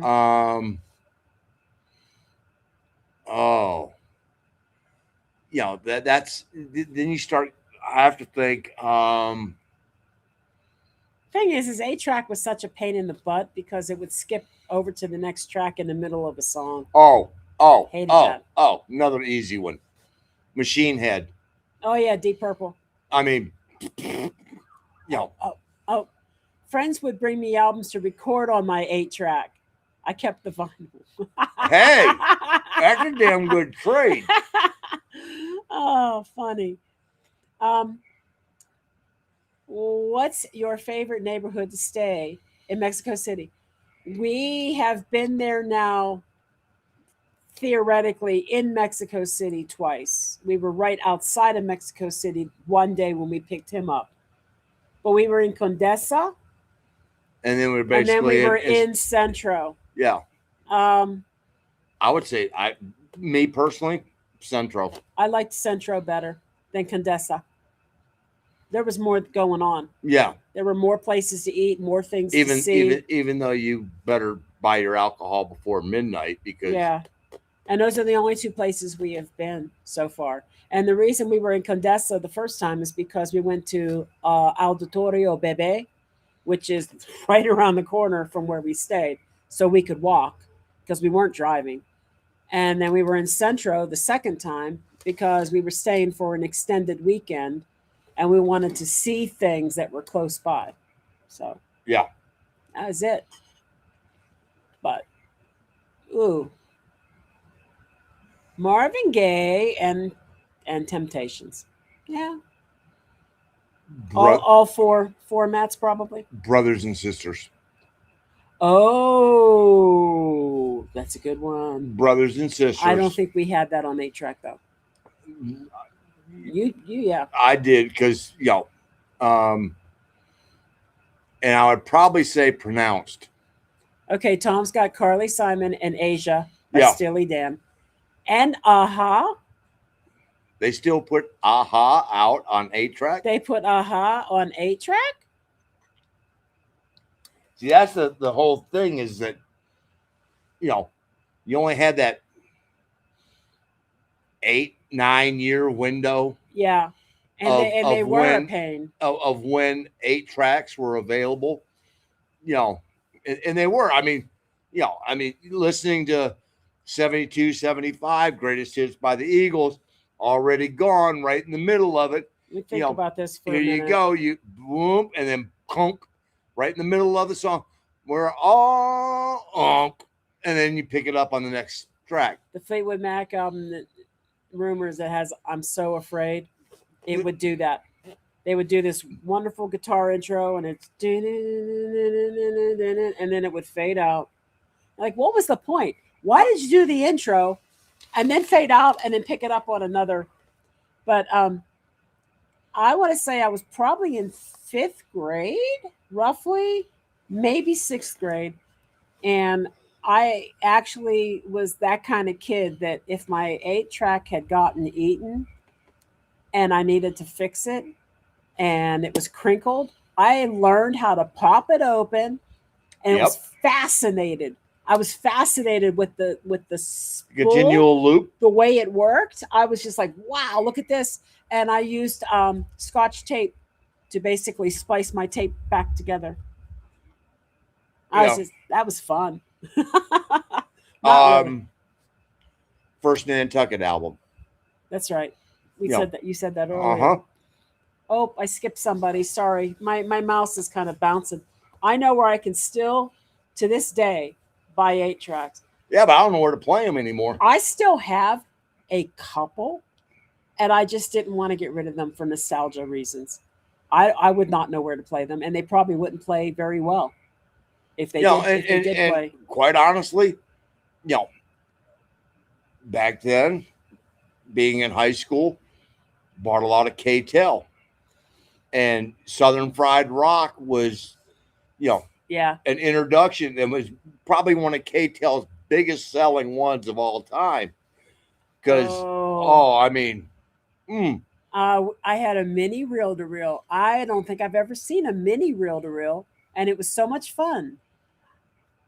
Oh, wow. We had an 8-track in a Dodge Super Bee that we traded. Oh, my God. That thing would scream. Yeah? Oh, a Super Bee? Oh. That had a Hemi in it. I've never seen a mini reel. That would be cool.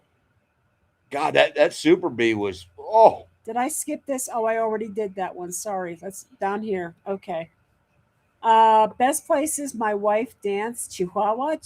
And we're going back to Monterrey. We love norteño and cumbia music. I might not be saying it right. I like cumbia as well. Am I saying it right? Is it cumbia? Cumbia. Is it cumbia? Okay. Because the accent, it's second syllable. Cumbia. Is it? I don't know. When there's no accent, it always means second syllable. Cumbia.